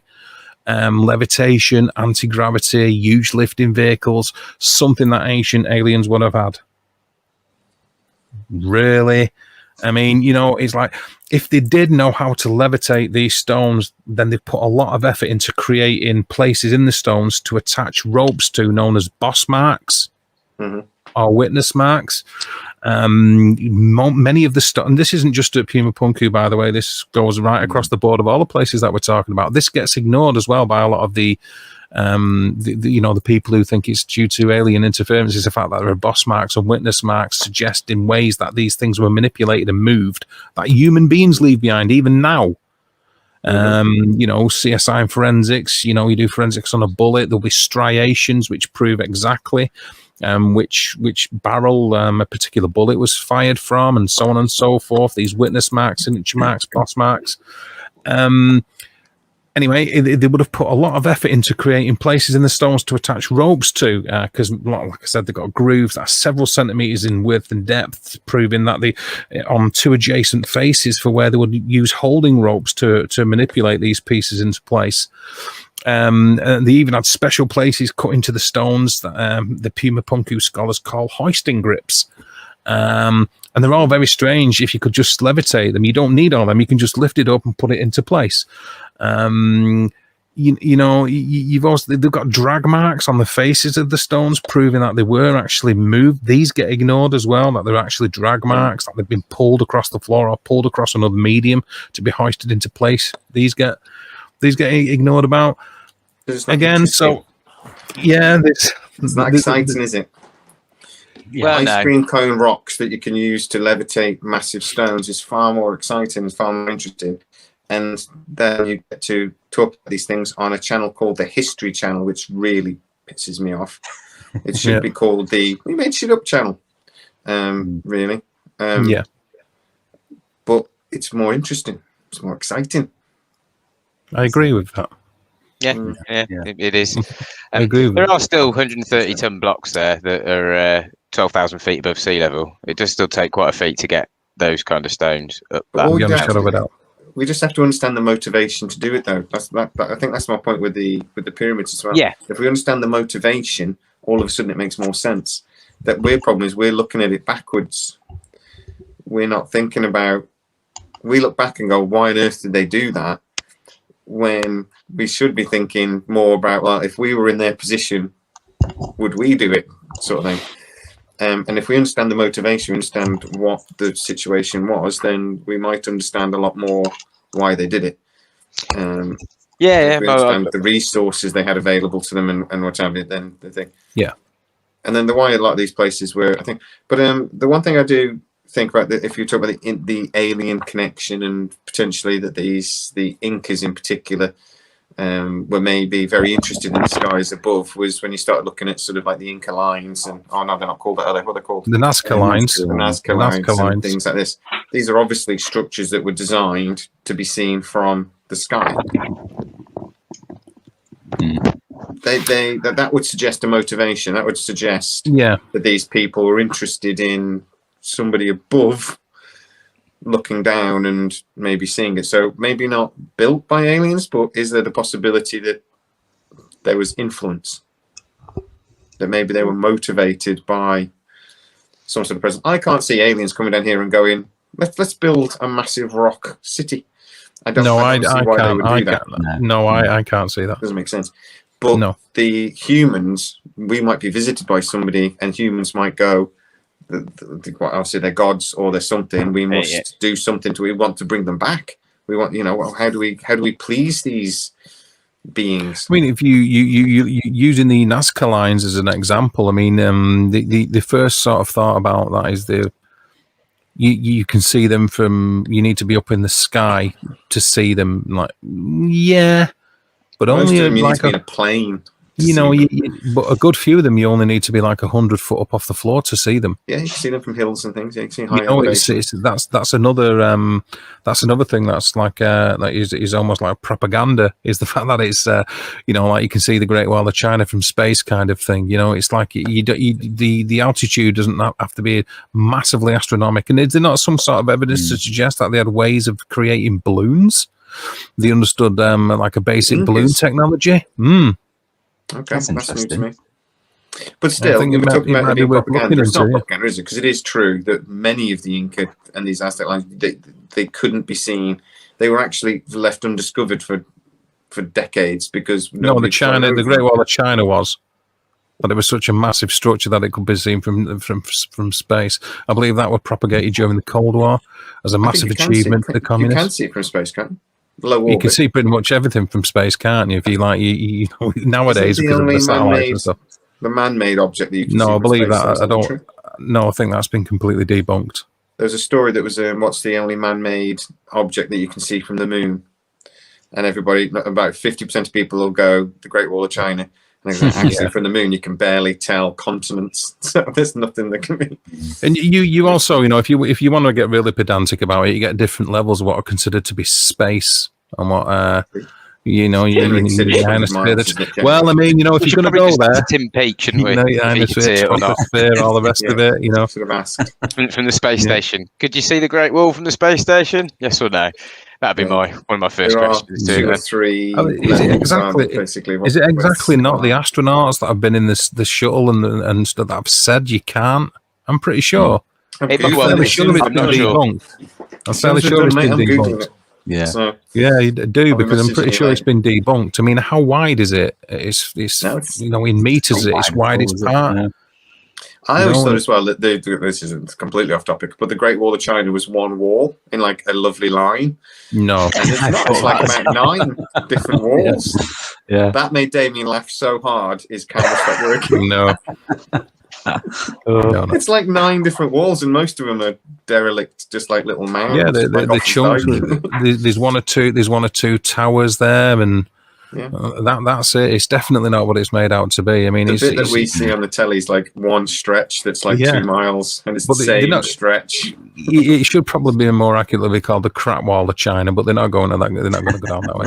No, I'm sure it was great at one point, but not. It was good at one What's time, the point in building 9 different walls and different lines? You just walk around it. But anyway, I don't know. So what was last? That's what they He did. buggered off for a wee, I think, and he. That's what happened, wasn't it? It did Yeah, just he get went round. circumvented. They went around it. Like the Maginot Line. Yeah. If you don't know your history. Oh, wait for Damian to pretty come sure back. that's- The Maginot Line was built by the French. in the late 1930s. Excuse me. No, it's crazy, isn't it? Where's he gone to? He's having a wee. I think he's coming back. Oh, is he? I'm hoping it's just a wee. I not was food. just getting coffees. I couldn't manage the night stream on the one coffee, guys. So I I thought he said sneak he'd come off. back and he said, I was just getting my cod piece. Is what he said. I thought he said. We were talking about history. So should we move on to Göbekli Tepe? Well, I was going to mention that bow back in Lebanon first. I thought we had that Go on for the list for people to do. Oh, good. All I was going to say is that's what's really interesting there is the 1,200 ton stone block that's half quarried out the ground that they've unearthed, which we don't have lifting equipment today that's even capable of moving that block, which is very interesting. Doesn't really point towards aliens particularly. It just points towards there being, again, an advanced civilization with perhaps building methods, construction methods, quarrying methods that we just don't understand at present. Is there anything to suggest it's been moved in its location, or is it just half buried in the ground? Because it could have just been built that way in situ, and it doesn't matter what it weighs because it was never moved. That's the point I'm making. There are certain churches, aren't there, that are actually they look like they were built in the thing, like the one from the. You're on about the Ethiopian churches that are dug out of the ground but they're rather than literally actually being carved out of the rock, constructed. aren't they? Yeah, yeah. It's a one piece of rock. Places. And again, the effort that requires. Mhm. Why on earth were they doing that? But I suppose they did it because that was the only way they had the construction technique at the time to build something that large. Yeah, there is no evidence, Dave. I don't think that's ever been lifted. I think there's only it's sat in a quarry in the ground. But you wouldn't quarry something that you're not intended on lifting and using construction-wise, would you? Why would you bother quarrying it? Unless they were going to build it in situ and they gave up on the idea. Perhaps. Yeah. After 6 months of carving this thing out, they went, "What are we doing? God, Yeah, what are we thinking? 6 months, six generations. We're just as stupid as those people at Sexy Woman or whatever it's called, Steve. But the place we were talking about, the church, what's it called, Damian? The Sun Valley from the Indiana Jones and Last Crusade. Sorry? The Indiana Jones and Last Crusade, that church, and it's the Sun Valley. But the one thing I don't understand about it is Petra. You're on about Petra. Petra. Petra. They carved out this room into the, and there's actually several rooms that go back, but the main one is that there's a very large room. And they carved it out. I remember people were smaller than we are now. On average, people were my height. They were tiny. So they carved it out. They got to 6 foot. Everyone had a nice clear 2 foot headroom. And they went, let's keep going. And then they carved out up to 12 feet. Why? Why on earth did they do that? Why on earth didn't they stop? What was the motivation and the extreme effort that would have required? I think we live in a society in the 21st century where our intentions and our belief systems are completely different than what they were back then. Religion was a massive part and inspiration and control mechanism for people to do wondrous things for their time, because the be all and end all of it was completely based around religion, even if it came to building not just religious buildings, but also royalty, I suppose, royal type buildings or anything of significant importance, I beg your pardon, has been proved. I don't want to go into the building things before Damo John Lee Gobleki Tepi Tepi 2 thing. But you've just got to look at some of the structures, some of the massive structures that are still around today. You've just got to look at the type of structures that were built just to make money off today. Hundreds of feet high, these big conference centers that are absolutely huge. I mean, just so it looks good and functions to make it. What's that tower? Which is it? Korea? Is it in Seoul? Is that now the biggest in the world? Or is it the one in Abu Dhabi? Constructing one that's going to be a kilometre tall. Really? Yeah, I've just started building it in. Well, there's one in Saudi Arabia that's going to be 90 meters, and there's another one in again in Abu Dhabi. There's going to be 1 kilometre tall. So there's no reason to. They could build 2 at 500 or 4 at 250. So I'm good at maths, everybody. Can you tell? Well, they're deciding to do one at 1,000 meters. I mean, because we can, and because it'll look good and it'll show that we're powerful. Yeah. Maybe. Petra doesn't make sense to me. I have to admit, I don't understand. When you're actually physically carving it out of a rock, I'd stop at 7 or 8 feet, but they didn't. But I'm lazy. Maybe I would go. That'll do, lads. At some point. This is hard. Are you sure you want to do it in an extra 6 foot, or should we just make it 8 foot? That'll do. Yeah. And that's we're talking about ancient times as well. They'd have been like, we're going to have to devise some sort of method of getting up that high, because they'd have to have ladders and all sorts of. They were invented. Or perhaps as our religious texts tell us, giants. A lot of our religious texts, a lot of historical, or people that put down stuff historically have said, that there were giants in the past. Now that completely takes away what we would consider to be a modern-ish last few thousand years, if you like, Homo sapiens being able to move these giant blocks where the average size was a little bit bigger than, or around about the same size as Jamie. They were taller than me. I was average height for somebody. You're talking. There's lots of especially the Middle East. These 15-foot dudes. Giants. They alluded to in a lot of industries. Pardon? Yeah, it's like that's agreement. Big dudes. 5 to 6 times. I mean, it isn't linear strength either in size, is it? No, it's not. It's not linear. It becomes exponential. Yeah, it's an exponential change. So, a 15-foot guy isn't 2 times or 2.5 times as strong as a 6-foot guy. It doesn't work like that. And if you've got a shed load of these kind of fellas just like milling about, hoisting things up onto the tops of mountains, you can sort of like, you can imagine it being a little bit easier for them to do it than it is us. The Anunnaki obviously is supposed to be an alien species, though, and those dudes are supposed to be 25 foot tall. The 15-foot giant, the ones that again, I might do this as a topic for one of these streams anyway. So I'm not going to go too much into it. But you've got the giant of Kandahar kind of thing. Isn't an Anunnaki? It's not a descendant or alleged to be a descendant of the Anunnaki. It's We'll do this. Channel, subscribe to. We've done a video on the. Have you done a video of that one? Yeah. A couple of yeah. So 2 rows of teeth, bright red hair. Yeah. He just sounds like a Scottish guy to me. If he was, they were just bothered because he was drinking his whiskey and frying up some Mars bars, and they bothered him. Sounds like he's just a remnant of the giants that perhaps used to roam the earth, as we that's the point I'm making. Yeah. So we move on to what were the giants? The giants were the sons of the daughters of man and the Anunnaki, laid down with the daughters of man. Yes. which is interesting that was interbreeding with supposedly the people that created us to mine the gold for them. And and then there's still some remnants of those around. I could believe that could be possible. And you link that into the Bible stories, and that's basically, some people think that the Noah's Ark story was because Catholic upbringing, but was because evil had swept through life. The Bible actually says angels had slayed with women and created laid demigods, yes. and created all these demigods, and it was that God was wiping out. It's very similar to the Nephilim story. But then you talk about the Nephilim, Who? You talk about Sitchin, where a lot of the story comes from, and it's roundly considered that he was not very good at translating these documents, and actually a lot of it is not very accurate. You do surprise me.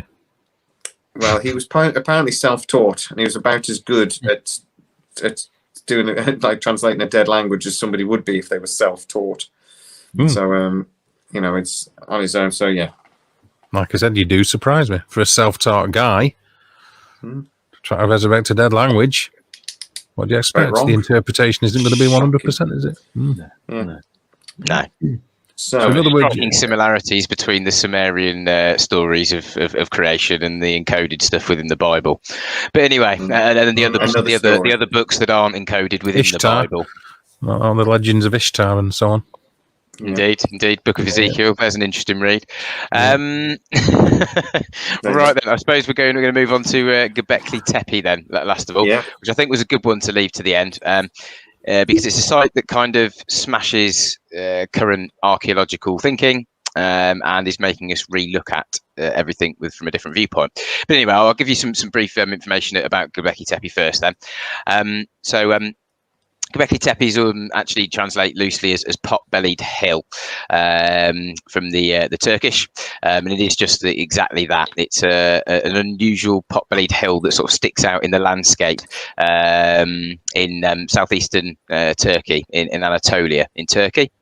The artificial mound, I think, is a height of about 50 meters or 50 feet, and it's about 300 meters or 1,000 feet in diameter, or about 760 meters or 2,500 feet above sea level. Now, the interesting thing about this site is that it was discovered in 1996 by a gentleman, a German gentleman called Carl Schmidt, and the excavation has been I suppose ongoing by the German Archaeological Institute since then. They reckon to the present date that they've only uncovered about 5 to 10% of the total site, as it's about, I think, about 14 football pitches full in total, possibly a bit bigger. Now, the interesting thing about this site is that they can conclusively confirm that it was buried deliberately about 9,000 BC, which is crazy, really. They know that it's not been filled in naturally because of the composition of it being filled in by the same dirt, from that height down. So they know that it was filled in. They date the construction of it back to the last ice age, which coincidentally coincides with the one of the I think is it pulse what's it called, meltwater pulse 1b of the Younger Dryas, which is the event at 11,600 years ago of the Younger Dryas. There's also meltwater pulse 1a at 12,800 years ago. So the theory with this, which has almost been proven now by scientists, is that they reckon an asteroid impact occurred for meltwater pulse 1a 12,800 years ago into the North American ice sheet, which caused rapid flooding. They then think 1,200 years later, at the end of the Younger Dryas, we had another asteroid impact, but probably into the sea at that point. At both of these two events, we had 300-foot sea level rises and 10-degree temperature instantaneous spiking in global averages, which pretty much can only be caused by something as significant as an asteroid impact to get those kind of temperature increases and the sea level rises. This site dates very coincidentally into that time period. So what they think that might be is that the building of this occurred after the second event. Well, supposed to be 11,600 years ago. Is it was built as a site following the deluge and all the people that were nearly wiped out by the cataclysmic event 11,600 years ago, and as a site to basically teach the remaining people that were obviously existing as hunter-gatherers. Again, now all civilization had probably collapsed. There were no cities anymore. You were just surviving as hunter-gatherers, and perhaps these centres were used to perhaps spread what little knowledge there was left from a few survivors that had this knowledge. Yeah, almost like classrooms to teach agriculture and civilization and culture, and at least not let it die out completely. Mm.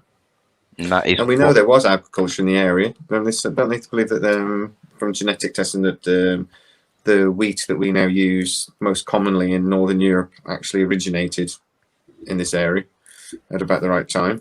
So there would have been agriculture in the area. It would have been a lot more lush than it is now. We know that from the weather would have changed. The interesting thing I think about Göbekli Tepe is as well is that you're saying about how it was discovered. It was just it was a farmer apparently walking over the hill, over the field. Yeah, it was, wasn't it? Yeah, these slabs, and they thought it was a slab. So one day he went to dig it up, and he went, "Oh, it's not a slab; it's a bloody." It's a pillar. It keeps going down, so I think it's a pillar. Yeah. And then it lay empty for 20 years. It was only because that German archaeologist, like you were saying, had nothing to do one summer. And he was like, "Oh, I've got nothing to do. Okay, we'll go to that place that was reported." Yeah. And then they found the place that changed everything, because at the time we thought we were only hunter-gatherers in that time period, and then we suddenly find this site that's quite advanced, rock carvings, communal site that doesn't have remains. It's not used for living. It was used for some kind of meetings or some kind of gatherings. And it's vast. It's not the only one. There are smaller ones all over the area. They've found that aren't perhaps as advanced as large and complex as Göbekli Tepe, but they're like mini versions of this, several of them in the area. So the people then obviously thought this was important enough to build like a permanent structure. But the really weird thing for me is, and the thing I find most interesting, is they then decided to hide it. Why? Can you think of any other place that we know of anyway? Because there might be lots of places like this that have been hidden and we've just never found them again. But I cannot think of a single other place that we know of archaeologically that was purposefully hidden. Abandoned, yes. Yep. Left to ruin, yeah. Yep.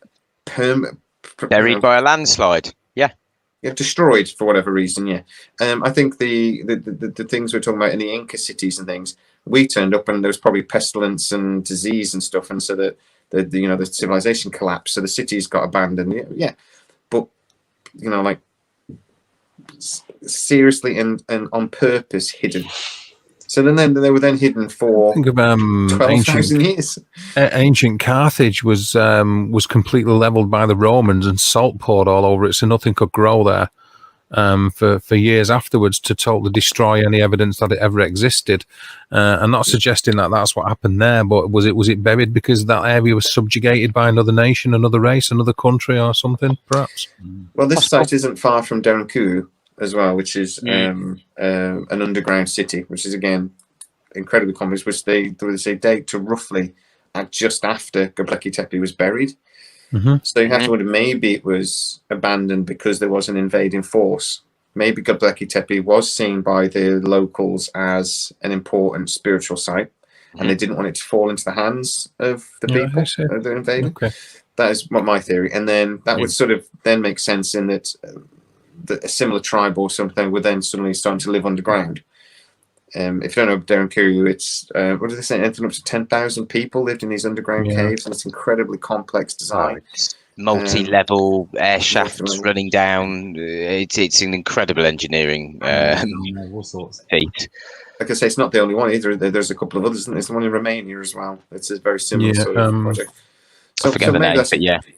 But I would say that though it's possible, but can you imagine the effort and how long it would take to bury a site like Göbekli Tepe? When you see that we've only uncovered 5 to 10% of it, and it's enormous. Where would you even get the material from to fill? I know it's a lot of shill, and basically their rubbish went into the. Interesting where they've dragged that percentage from. Have they sort of like judged that because they've used like GPR or LiDARs to dictate that the structure's underground of a certain size, so they know that it's only 5 or 10% off of that? Because without the overall size, how do you judge the percentage if you don't know the actual size? You know. Well, they so do know roughly what the site is now. They know the GPR and LiDAR stuff like that. Yeah, ground penetrating radar sites. That's how they found the other ones. They've not dug any of the other ones up that surround it. They've not dug any of them up. They've just detected them through using the radar technology and satellite imagery and things because they can tell different densities. Yeah. So one of the interesting things as well with Göbekli Tepe is that the ones at the top that which they think are the older sites, the ones that dug up currently, they think are the oldest ones, are all open topped. A lot of the ones lower down the hill are actually covered. So they think they're very similar in that they've got these central columns with these T-shaped sites with them surrounded by standing stones in a circular thing, but they've actually got then stone roofs. Oh yeah. I wonder if that is actually because the weather conditions are actually worsening potentially, and they actually needed cover. But that is like a complete guess. But something must have been changing in that. They were still building the same structure, but something made them protect them and put roofs on, basically. Which again, it's a stone roof over quite a large structure. That would have been incredibly difficult to do, but obviously they had the motivation to do it. You just that's the mystery with this. The Göbekli Tepe is what the hell was the motivation? We're talking about, they think these sites took anything up to 1,000 years to construct. So we're talking easily 13 to 14,000 years ago, these were starting to be built. As far as we knew, we were hunter-gatherers then, and we had no skill at working rock. But we can see from Göbekli Tepe that we have obviously these very large structures, anything up to, they were 10 tons, Damian? Is that right? Some of them were bigger than that, weren't they? I'm not sure the pillars actually. I haven't looked up the weight of the pillars. Some of the pillars are about 10 tons. I don't think they're even bigger, but they're 2 pieces when they're bigger, I think.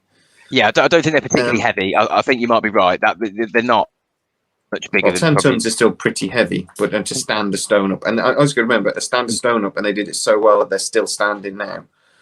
But also, on a lot of these pillars, they then have carved out animals, lizards, things like this that are obviously animals that are important to them at the time. Some of them were carved out and then added, so they'd be carved with like a mortise and tenon joint, and they'd be slipped in. Others are actually carved straight out of the rock in one piece. Snakes, all sorts of things were on these pillars, and generally on the central, the big T-shaped pillars. Yeah, you are correct, Jamie. It's 10. It is about 10. That's amazing. We did that video on Göbekli Tepe 2 years ago, and I remembered it from 2 years ago. So there are some that are 50 apparently, but they haven't been excavated yet. Yeah, I think I said there was some heavier than that. I'm sure there was some that were bigger. Yeah, sorry, I wasn't sure. The bigger ones I think are actually in 2 pieces, which are even more complicated. So it'd be a central piece and then a TC piece on top. The 10-ton ones are carved out of one piece. Again, these were stones that weren't carved at the site. They were carved away from the site and brought to it, but actually only within a couple of miles, to be honest. They've already found where the quarry was. They're a couple of miles away. It's the motivations for this one for me. Why on earth did they bury that site? They were either hiding it, or my other thought was maybe there was like a disease or something, and they actually thought it was cursed. Or something like that, which is something people, again, so instead of fleeing it, they actually wanted to, but they didn't want to destroy it, but they wanted to, again, like almost like hide it and cover it up and forget it was there, sort of thing, or because of something happened. Or I remember superstitions are not always logical in hindsight, but Should we have a quick venture into construction techniques? Go for it. Yeah, sure. Just a quick kind of overview kind of thing. Okay, so like stone splitting techniques, megalithic builders employ the same method of splitting quartz at different locations all over the world. Examples of which are like Machu Picchu, Cusco, Chilcas in Argentina, Menkaure, again pronunciation Menkaures or Menkaures Pyramid, Aswan in Egypt, Karnak in France, Castle Ruddery in Ireland, Ata de Orca in Portugal, La Cora Dolmen, Yonaguni is an underwater site in Japan where all these kind of techniques have been used. And they still use it today. It's not massively unusual, and it's still probably one of the best methods. Is to split like hard stones such as granite and stuff like that. Is to make a series of small holes, which are chiseled out, and then they're filled with wooden fibers that expand when they're soaked in water, which then split the stone. You can even use the same technique to create like multifaceted stone rather than just your regular horizontal planes. You create like polygonal shapes and stuff like that. I've got a few pictures of which will stick up for, because that's what we're here for, really, isn't it? So even with granite, I know they can do that with volcanic rocks and they can do it with granite striations. Because they go for the weak points, don't they? And then they can do it with granite. These lovely things. I didn't know you could do that with granite. They can. So if you share that for me, Steve. Yep. So what I'm showing there is a selection of drills. Because drills, prehistoric drilling. Now the Petrie Museum of Egyptian Archaeology has got loads of examples. I believe they're from there of prehistoric drilling. Tube drilled pieces of granites was on display at the Cairo Museum. For like many years. The people that there were dual joints set into bronze tube drills that were found in ancient Egypt. There were tube drills used in the King's Chamber at the Great Pyramid, and they even drilled off course and left evidence that they'd left a tube drill mark on the top of the inside of the box on the east side of the King's Chamber. And the masons at the time tried to disguise the marks, but you can still see them. There's also examples of unfinished travertine stone vessels split longitudinally that you can still be seen today. Dentist drilling went back at least 9,000 years, and primitive dentists drilled like nearly perfect holes into live patients with like 5,500 BC and 7,000 BC, and they've carbon dated with like 9 skulls that I believe that are from Pakistan with 11 drill holes in them, which are showing signs of what they call trepanning. Trepanning, which were found practically in all parts of the world where man's lived. They found evidence of this, and it's one of the oldest surgical operations known to man. And evidence goes back, like I said, to like 40,000-year-old Cro-Magnon sites, allegedly. And the Egyptians invented the circular trephine, made by a tube with serrated borders, which cuts much easier than by means of rotation, apparently. And that was also extensively used in Greece and in Rome, and gave origin to the crown trephine, which started to get used in Europe from the 1st to the 19th century. Examples of these kind of drill things, not all of them, just some of them, and like Minignadra in Malta, Les Pierres Plats in France, and our good old Puma Punka. Most of these sites that we've also discussed, again, I'll stop that and show you another and put up another picture, because that's again what we're here for. This is a stone splitting technique. I'll just quickly share this with you, Steve, so the viewers can see it. Because again, that's the kind of guys we is. So that's the stone splitting technique. There is what they would use. A lot of these stones at these sites that we've been talking again have what are called maneuvering protuberances, aka boss marks. The word boss comes from the French embosser, which means protuberance. And basically, in engineering, a boss is a protruding feature, or protruding, I beg your pardon, feature on a workpiece. And a common use for a boss is to locate one object within a pocket or a hole of another object. And the term boss, when used in engineering, can also relate to a finishing edge around a circular opening or on a square surface that allows the opening or adjoining feature to locate onto or within another opening or fascia, thus locating or joining two items together with a view to it being a temporary joint or a semi-permanent construction. They've been these small maneuvering protuberances have been found on all the most sacred places in Egypt and South American constructions, and they're generally assumed to have functioned as hitching points for maneuvering the blocks into place. So these boss marks or maneuvering protuberances are all over these stones, and functioned as hitching points for moving these blocks into place, as I alluded to earlier. However, there's also several examples where they've been left on there. And the boss mark on the stone above the passage entrance into the king's chamber in the Great Pyramid is often suggested as being the remains of one of these protuberances. Whether it is or not, I don't know. Again, I've been taking notes. It is possible to see how the process of smoothing off of the granite casing stones was started on the eastern face of the pyramid. And the smoothing process was achieved with the use of dolerite mauls, which were able to pound the softer granite. And this process can still be seen today being used at the Aswan granite quarries, where the granite for the Pyramid of Giza come from. Again, examples, Memkara's Pyramid, the Assyrian Abydos, the Alante Tambo ruins in Peru. There's another one, isn't it? Ollantaytambo. I love that one. It's such a... Ollantaytambo, yeah. Mortise and tenon joints, they were using them like 2600 BC. Again, I'm not going to go into loads of that. They also use concrete. Okay, now concrete, Dr. Joseph Davidovitz, again, pronunciation apologies, of the French Geopolymer Institute discovered a hair sticking out of a boulder of the Khufu Pyramid in Giza. And he concluded that either the hair was older than the rock surrounding it, meaning that the rock formed later, or that the boulder is synthetic, either of which is pretty weird.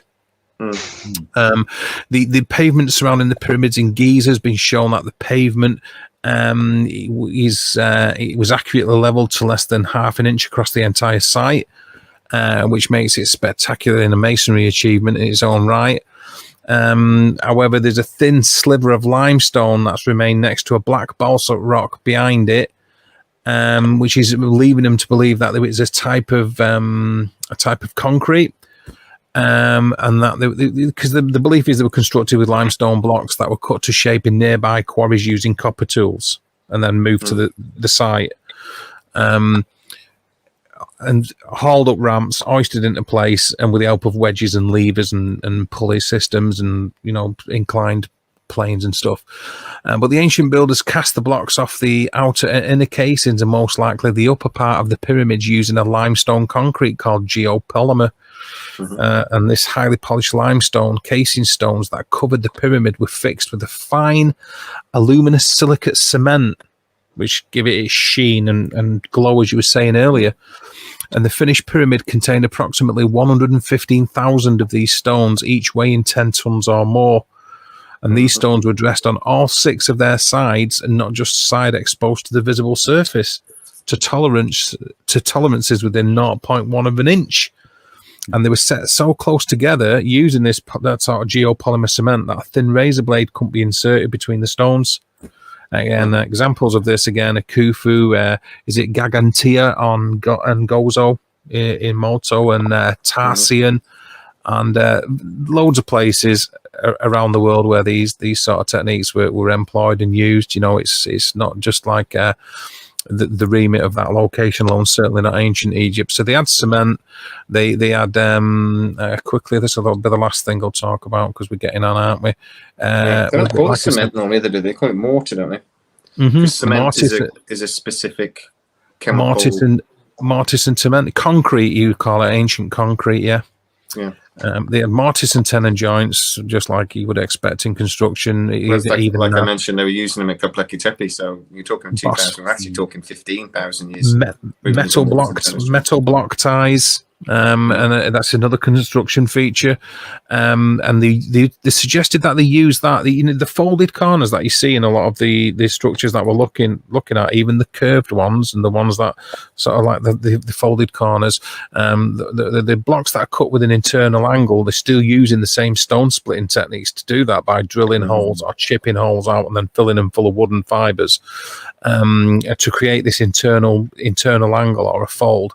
To fold a stone round a corner, because this thinking is it was deliberately built to be an earthquake preventative.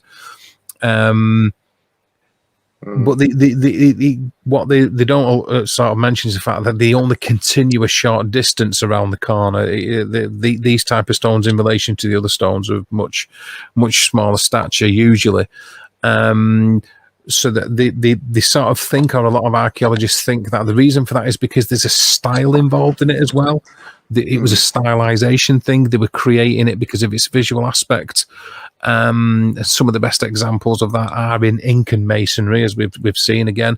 And in a place called Cusco, they've got a stone called the Stone of the 12 Angels, which is probably the best example of a folded cornerstone.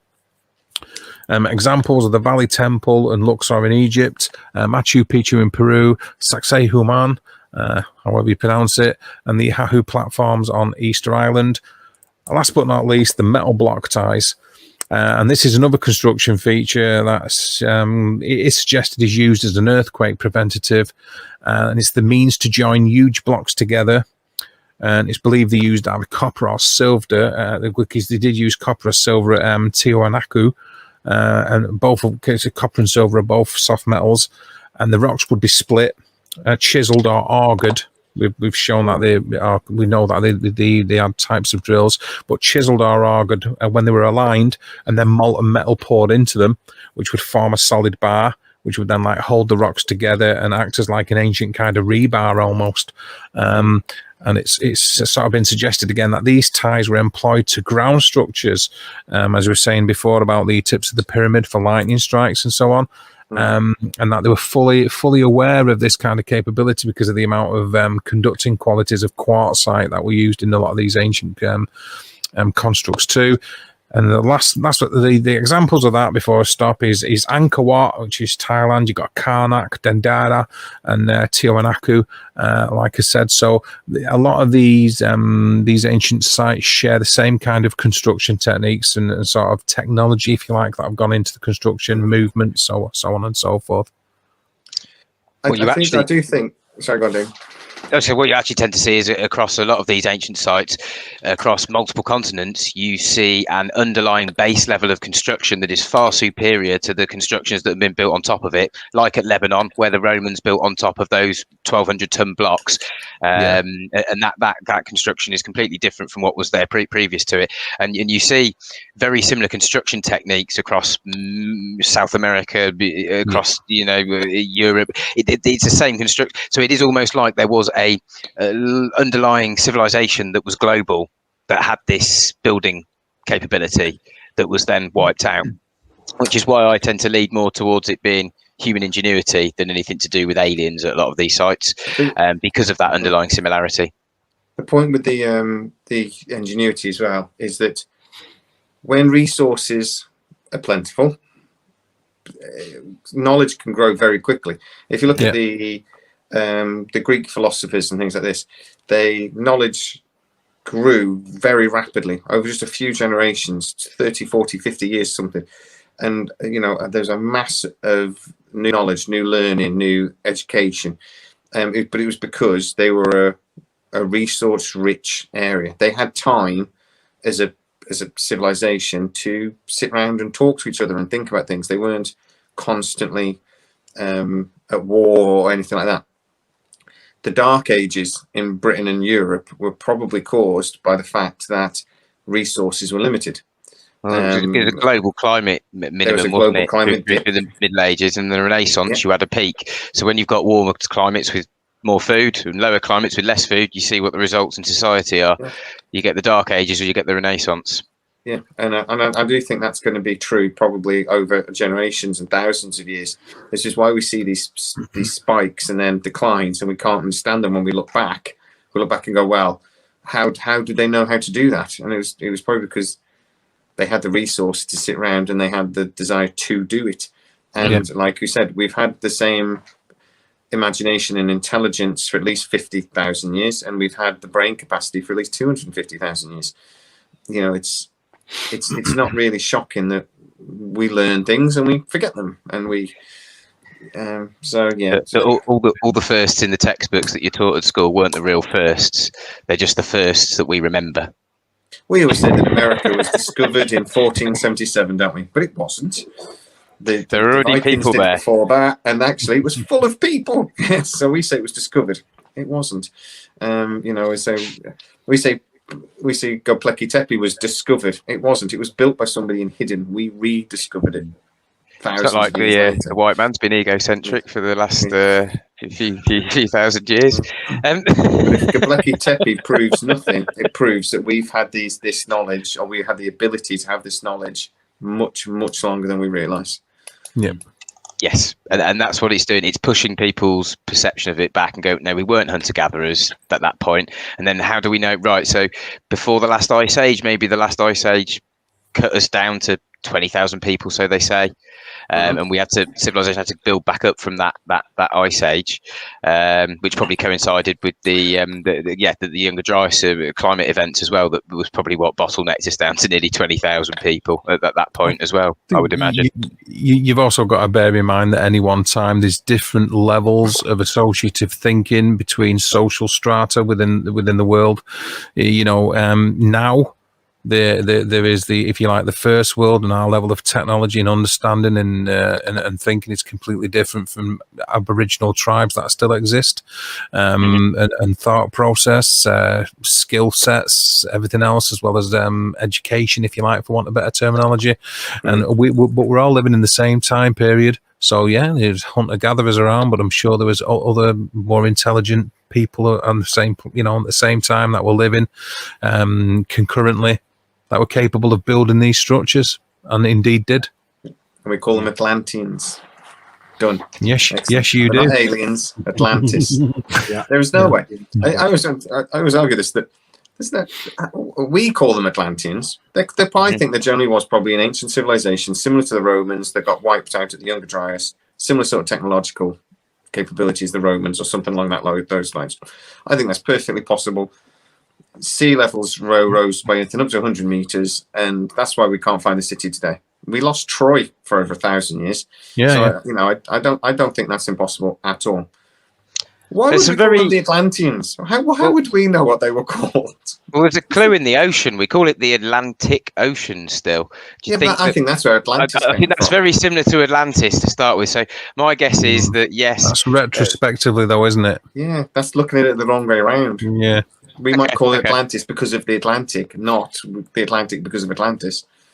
Okay. Yeah, possibly. But that's just possibly me we named the ocean over the sunken city. Yeah, I get your point. Yes. When we find them at the bottom of the ocean in the domes, like in the Disney movies, and they turn around and go, "Oh my God, it's the Atlanteans," and I go, "What are you talking about?"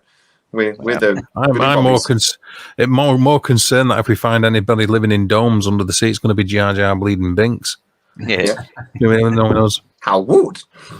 That's my Jar Jar Binks impression. All right. So, aliens. No. Inspired, maybe. Yes. Pointed and taught. Nah. Not a chance. Beyond the fact that they are inspiring and sort of sometimes difficult to comprehend, there is nothing whatsoever to suggest any kind of alien involvement, really, is there? Even if you look at inscriptions of weird things that look alien-esque, it doesn't mean that they were involved. It doesn't mean anything. You know, a kid with people with It doesn't mean that they're involved. It doesn't suggest anything more than an overactive imagination. If you really go, that it's not proof or evidence. Drawing skills. It's suggestive, and suggestion is completely different Mayan than tablet evidence. with the astronaut on it that supposedly sat back. Look, yeah. Spaceship going up. It does look like that could be what it is, but it's not 100% proof that they have the capability of. Exactly. That's associative thinking for you, isn't it? Which is what we're good at, what humans are good at. We see that in all elements of the mysterious and the paranormal. hence apophenia and pareidolia. You know, we do see a lot. So for me, absolutely not. There's no evidence to suggest that aliens, even if they inspired it, there isn't evidence to suggest that. But I sort of agree. I'm more inclined to lean towards inspiration rather than direct involvement. But for me, it's a no. I think we're looking at the wondrous ingenuity of a civilization gone before. That's very much earthbound. You know, it's our predecessors, it's our ancestors. Yeah. We're clever buggers. Yes, that's exactly what I'm saying. Yeah. Yeah. Very much excellent. So. It's bedtime, gents. Indeed. I think because time's getting on now, isn't it? And I've just had a missed call from my father, from my dad. So that's a bit strange. I'll have to look into that. But yeah, definitely not aliens. Not a chance. That isn't to suggest that any one of us here is saying that there's nothing to do with aliens whatsoever going on in the planet. Maybe we'll discuss that. But in this instance, I very much think the opposite. I just don't think there's much evidence of these sites being built by aliens. In this instance, I don't think it's down to aliens. Sorry, Giorgio. Sorry, Ancient Aliens. Sorry, Sitchin. Sorry, Eric Von Daniken. But nil point for I'm Britain. not saying it's aliens. No, unfortunately not. Maybe before I realised about Puma Punku and the exaggerations that Ancient Aliens made when I initially saw that site and thought, but then you realise, well, they're not quite perfect. They're not. Yeah, okay. When you can't use YouTube as your research tool. When you look at stuff as well, sometimes. Yeah, but sometimes it's nice just to stick a video on, isn't it? That's the when you that's what we want you guys to do. when you look at the people that propagate this kind of mindset. Authors, TV personalities, not doctors, not scientists, not archaeologists, not psychologists, not any kind of ologists whatsoever. And it's always impressive if you've got ology in the word. But you're not looking at these aren't the kind of people that are propagating this kind of mindset. No. You know, when you talk to these people, they say, well, you know, listen to us. You know, listen to us.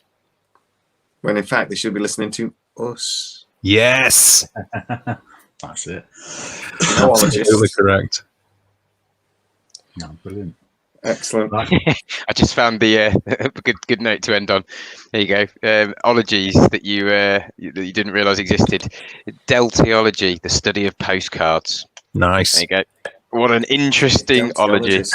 Yeah. People love postcards. Well, I'm going to get such a thing. I'm going to get a doctorate in that. Yeah. I was going to do a degree in Star Trek at one point when I found out that was a thing. Go for it. Do a degree in Star Trek. Sign me up. I've watched all the episodes. You could have also filled out yourself as a Jedi on the census before not this one, but the last one, couldn't you? They changed the law, didn't they? Because two people were taking the piss. That's crazy. God forbid, give a British person a form and an opportunity to take the piss. That they won't take it. Yeah, we all will abuse that situation. Let's be honest. That is British are the masters at it. Sarcasm and taking the piss. Well, please subscribe to all of our channels if you would, and like the video and share it any way you like. Please subscribe. Most importantly, subscribe to the Mystery Machine Facebook page, please, and tell your friends about that. We want to grow that as much as we can. Very much so. And we'll see you again next week. It's our turn, Damian. And we've been arguing all week about what we're going to do. We haven't decided. So I think we're going to do some unexplainable mysteries, because we like mysteries. So we've got a couple that science cannot explain, possibly. We might go down that way. I want to do Betty and Barney Hill, but he doesn't want to do it. I don't mind. It's a good story. Yeah. I think we all know it. What I might do is I might put a little vote up, and I might send it and get our do that to decide. Yeah, put a vote up on yeah, why not? Quickly though, because I need to. If we're doing Betty and Barney Hill, I need to research it. I haven't read that for like 10 years. So. Put the vote out the weekend then, Saturday, if you're going to do it. I'll do it. All right. Thanks, Steve, for inviting us over. Thanks, Jay, Damian. Yeah, remember, guys, subscribe to the Dave Dorias Lives, Jamie's Brief History and Mystery, and partner Damian, Brief History and Mystery. He's not my partner. Even though it looks like we're actually in the same house with associate presenter. Yeah, that's it. They'll do nice. Get the terminology right there. Heterosexual life partner. Yeah. So no, that's fantastic. And until next week, guys, we shall see you all soon. And thank you. See you later. Thanks. See you next week. Take it easy. Bye.